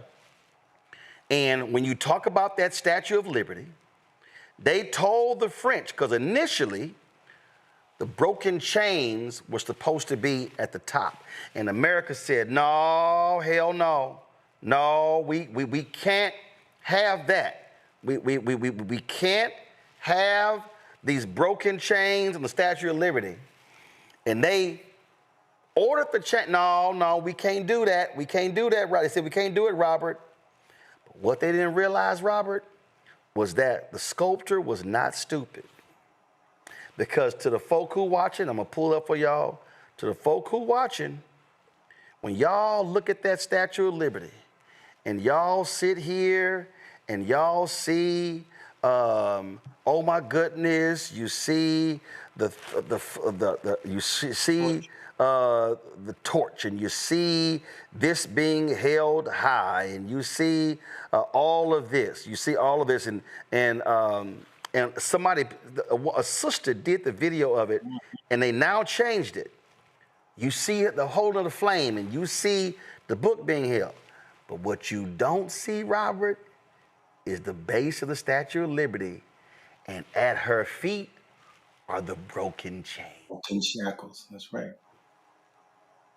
You're right, Roland. I think if you're of a certain age and from the South, you grew up learning the great lost cause and for the Civil War. I literally got my freshman year at Clark Atlanta University thinking that the Civil War was about states' rights and that people lived in harmony together in the South until that horrible Union Army came through and created all this confusion because the black folks and the white folks were living together happily, and they were going to end slavery in their own time. It was the imposition of the Northerners trying to destroy the Southern way of life that caused the South to have to secede from the nation. I know this from Miss Banks's AP history class back in 1998. This is just the reality of what people were taught back then.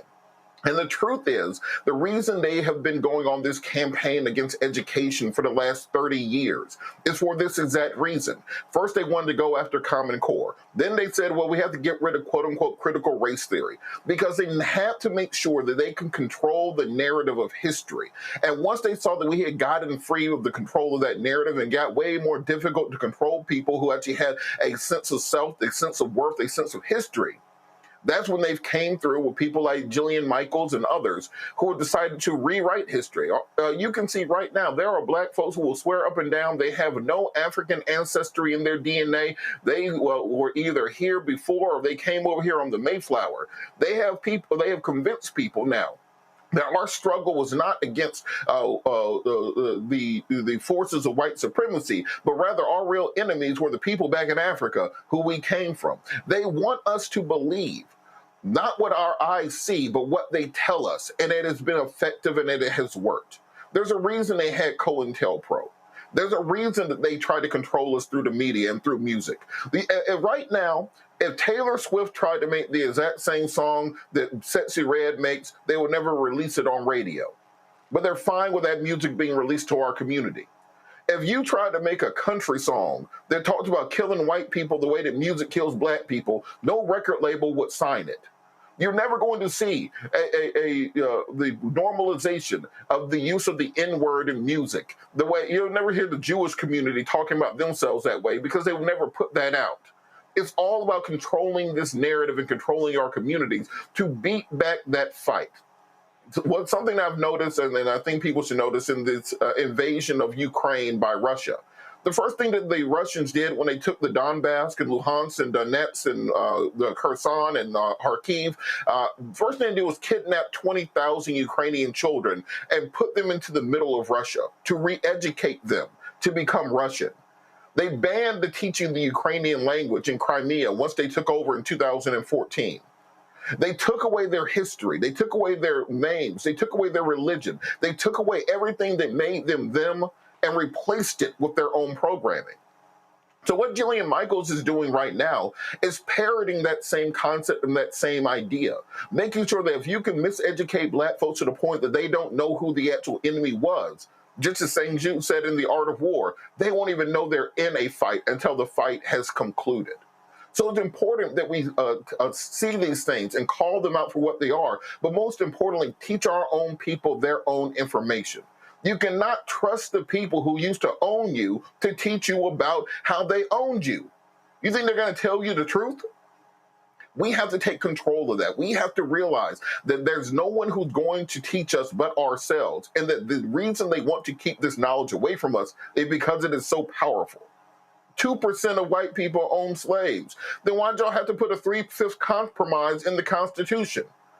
The slave population in South Carolina and Virginia and all over the South was larger than the white population. The whole concept is, if they can minimize that, if they can cut that out of history, then guess what? You no longer have a raison d'etre. You no longer have a casus belli to petition for reparations. You no longer have a justification even for affirmative action. You no longer have a justification to claim anything because they want you to believe that you were even from day one. And the problems of the black community are all because of, as they've argued since Reconstruction, because of thrift and temperance. Because black folks just genetically don't like raising their kids, don't like having nice things, don't like taking care of their community. Maybe if they just did better for themselves and wanted more, they would have a different outcome.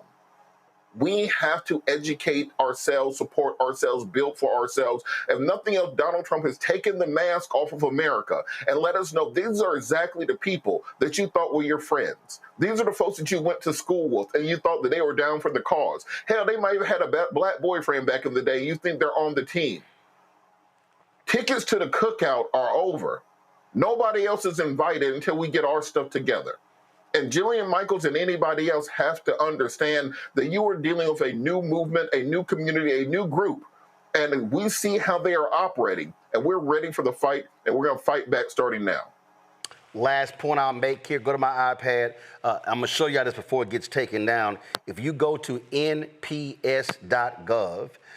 you will see right here where it says abolition.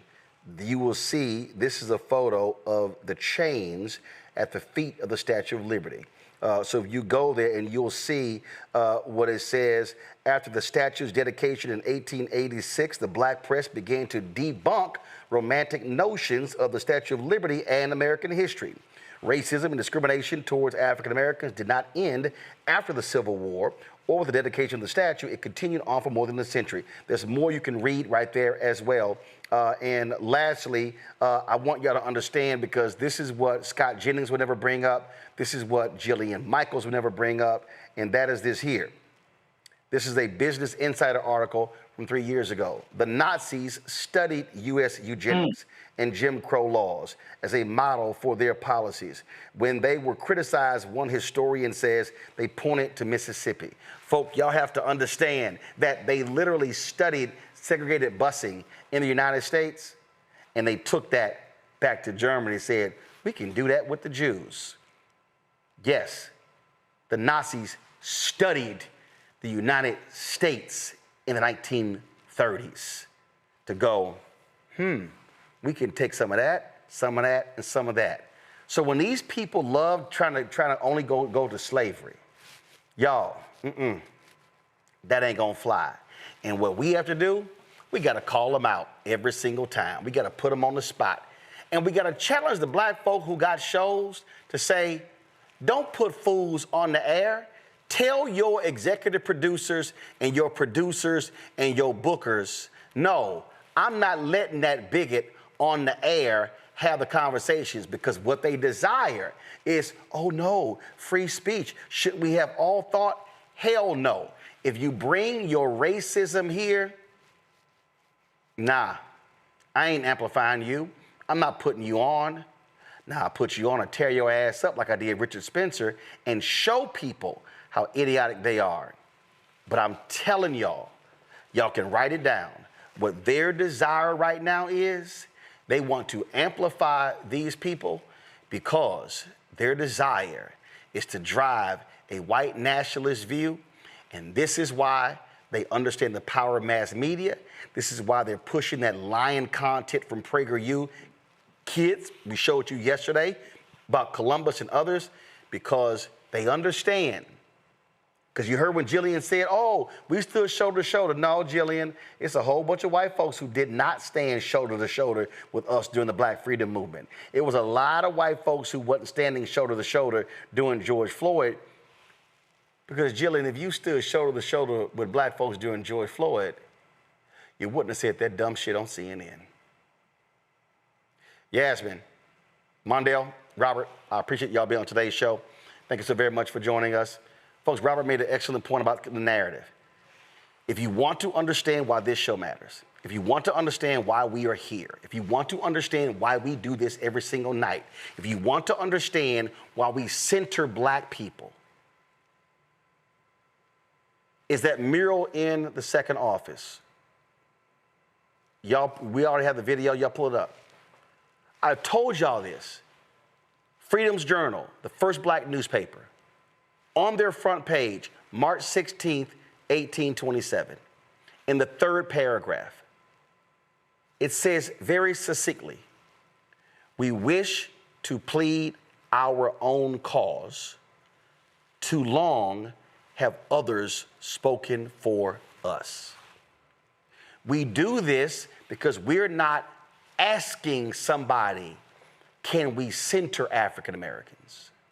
We do this because we're not asking somebody's permission to go long on these subjects. We do this because we're not asking somebody, please, pretty please, can we talk about how Black America is being impacted by the racist gerrymandered maps in Texas? We do this because what we have been seeing in the history of this country, and I got a mural in my office that's Black-owned media matters. Because we are not here if we do not have Black-owned media that we own and control, where we don't have to ask anybody's permission. Y'all, today, YouTube they drop it every single Wednesday. They drop their chart of the top shows. Last week, we were at our highest 40. This week, we're at 49. Why does that matter? It matters that because when you look at that chart, when you look at those top shows every single week, and the Travis Kelce, Jason Kelce show shot to #1 because of the Taylor Swift interview. But y'all, I'm gonna show you. These are the most popular podcast shows on YouTube. You'll see, go through here, you got, when you look for African Americans, the highest ranking one is Club Shay Shay, dealing with sports and stuff along those lines. Then when you got, I don't know who this black conservative dude is, I ain't never heard of him.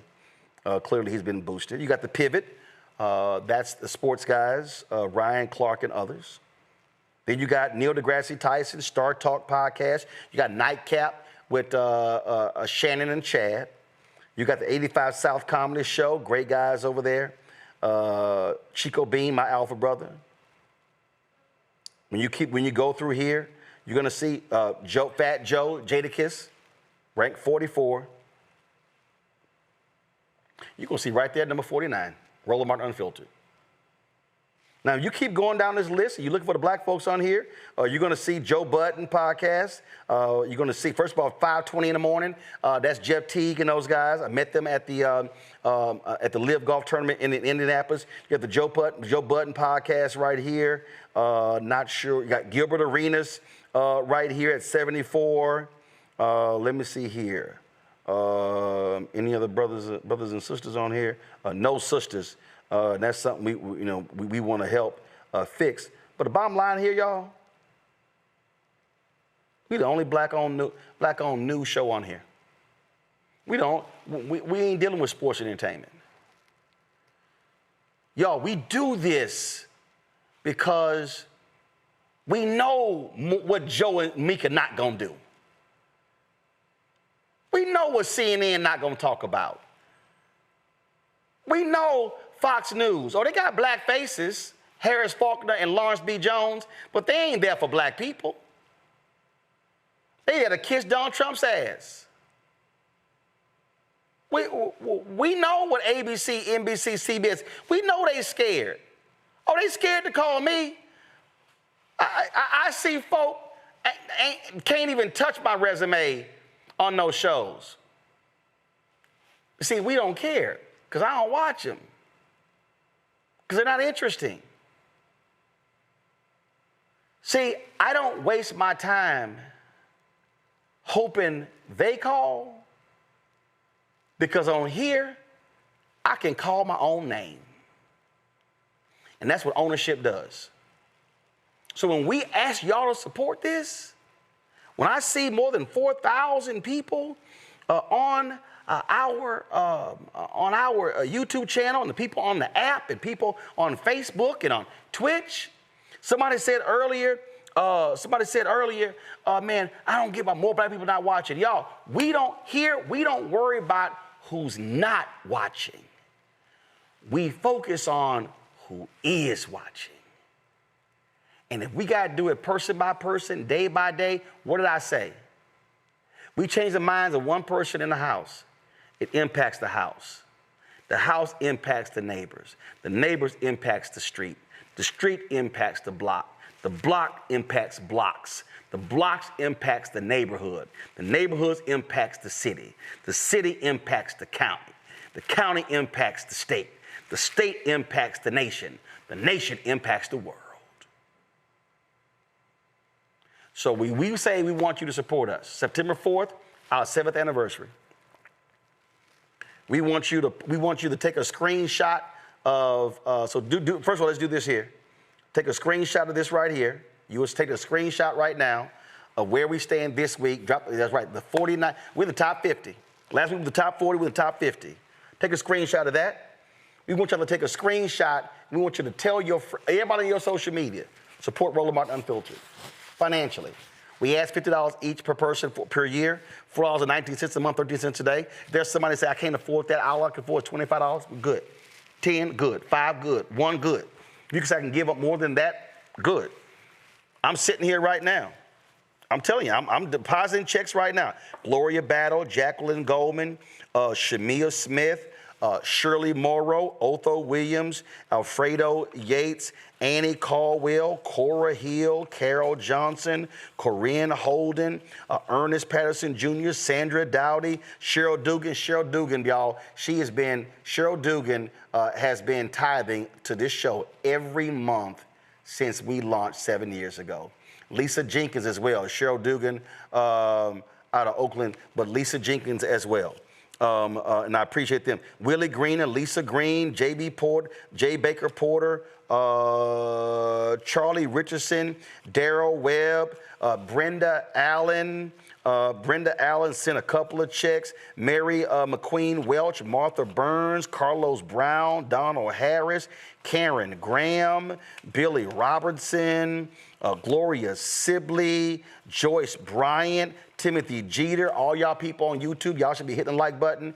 Y'all can give on YouTube, but you can also give directly to us. I'm gonna tell you in a second how to do it. Melanie Tittle, a very consistent giver as well. Let's see here. T.R. Cook, same. We got June Sales. Let's see here. Stephanie Watkins, a consistent donor as well. We got, who's the name? Nader Lotfi. Let's see here. Jeanette Providence. Again, Stephanie Watkins. Rayford Crowder. Again, another Stephanie Watkins. Stephanie, I appreciate that. Let's see. Patricia Taylor. Let's see here. Again, Rayford Crowder, another Stephanie Watkins, Bernard Causley. We've got Tina Michelle Yarn. We've got, let's see here, who is this? I'm looking for the name. Carol David. Another Stephanie Watkins. Stephanie getting called up. I appreciate it, Stephanie. Rouse's Enterprises, LLC. Then I've got some money orders down here. Josephine Turner. Y'all, and that's not even including people who give via Cash App, Zelle, Venmo, PayPal. I'm telling y'all right now, we work with what we got. I don't waste my time. Oh yeah, all the black millionaires and billionaires and the celebrities hit me, hey man, can I get on your show? Can I do this? Can I do that? They ain't never cut a check. Very few have. Let me shout out my girl Pam Moore, longtime partner of Frankie Beverly. She made a donation the other day. She said, I believe in what y'all doing. Pam, I got your Zelle. I appreciate it. And she just got inducted to the NABJ Lifetime, in the NABJ Hall of Fame. But y'all, I'm gonna tell y'all right now, and some of y'all, and I love these little Simple Simon Negroes, man, you always begging. The only reason the Chicago Defender could be the top black paper in the country, because black people bought the paper. The only reason Ebony magazine was as powerful as it was, because black folk subscribed to Ebony. They subscribed to Jet. They subscribed to Essence. They subscribed to Black Enterprise.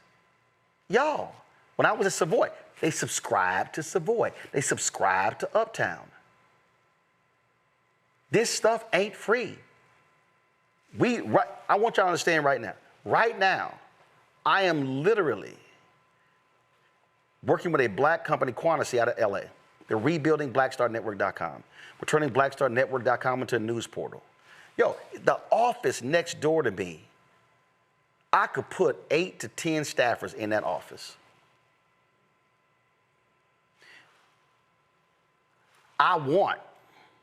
So I'm gonna put this forth because, you know, God hears your thoughts. And I want 2 people who we pay to cover Congress. I ain't sending them out to the White House. That's a waste of damn time. I want 2 people covering Congress. I want 2 people who specifically are driving our vertical when it comes to black economics, who's writing about money and investments, all those things, black businesses, all that sort of stuff like that. I want to be able to hire what we call 5 predators. And that's a person who is a one-man band, one-woman band, and they call predators because they're a producer, they're editor, they can shoot, they can live stream, they can report, and put them in 5 major cities. I want to have 2 in Atlanta, 1 in Chicago. I want to have 1 that handles Houston, Dallas. Then I want to put somebody in Florida. And we want to have more, but I'm talking about how you strategically place people when it comes to content. We understand that if we got an additional $2 million a year of capital per year, we can hire anywhere from 10 to 12 people. If we got an infusion, whether we're talking about advertising, because at the end of the day, y'all, this ain't about you know, venture capital money, because you still got to be able to generate revenue. But if we got, let's say, $5 million, I'm telling you right now, at $5 million annually, whether it was advertising or through support, we can add 30 people. That quickly, we will be the largest black newsroom in the country. And when you talk about truly covering Black America, that's what would happen. So I've laid to y'all what the vision is. I've laid out to you what the plan is. Habakkuk chapter 2 says, write a vision down, make it plain, then wait on God. Well, I did that for a long time, but then we built. It's 7 years, September 4th. So if you want to help us move forward to the next level, join our Bring the Funk fan club. Cash App, use the Stripe QR code. You see it right here. Take a screenshot of this right now. Share it on your social media. Push that out. Tell your people to support this show. Tell them to watch this show. Tell them to watch the videos. Okay? Then, of course, you can, somebody talking about, what about Africa? Well, clearly, I have been to Liberia, Ethiopia, Ghana, and there are other places we want to go. I've been invited to. We're going to make that happen. Checks and money order. Make it payable to Roland Martin Unfiltered. Please, Roland Martin Unfiltered. P.O. Box 57196, Washington, D.C. 20037 7-0196. PayPal is R Martin Unfiltered. Venmo RM Unfiltered. Zelle. Roland@RolandSMartin.com. Roland@RolandMartinUnfiltered.com. Download the Black Star Network app, Apple phone, Android phone, Apple TV, Android TV, Roku, Amazon Fire TV, Xbox One, Samsung Smart TV. Download the Black Star. First of all, if you want to get my book, White Fear, How the Browning of America is Making White Folks Lose Their Mind, get that book right now, all these different places. Also, get the audio version I read on Audible. If you want to get our Black Star Network, Roland Martin Unfiltered swag, please go to shopblackstarnetwork.com. We got a new company that's doing our stuff.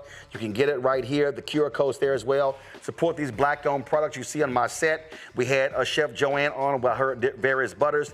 Again, we want you to support that as well. Shopblackstarnetwork.com to get these various products. And don't forget, download the app Fanbase. And if you want to invest, they've hit $12.9 million. They're moving close to the goal of $17 million in Series A fundraising.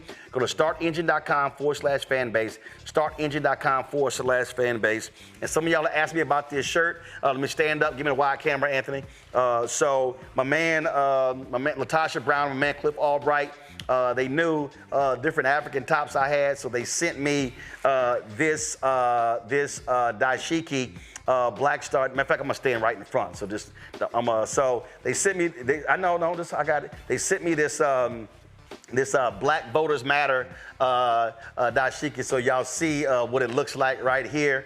This is what it looks like on the back. And so then they have, you see right here, they got BVM on the sleeves as well. So not sure if they have it on their website. I think they do. So go to blackvotersmatter.com if y'all want to actually get this here. Somebody sent me, they said, man, we need to be selling that on shopblackstarnetwork.com. So I hope y'all check it out. Yeah, I went ahead and see I'm gonna rock my gray cowboy hat with it as well. All right, folks, that's it. I'll see y'all tomorrow. Let's see. So tomorrow, Milwaukee. I'm gonna see y'all tomorrow, Milwaukee. I'm gonna be speaking tomorrow at the Milwaukee Business Council. We're going to be talking a fireside chat on the importance of supplier diversity, of course, in this age of anti-DEI.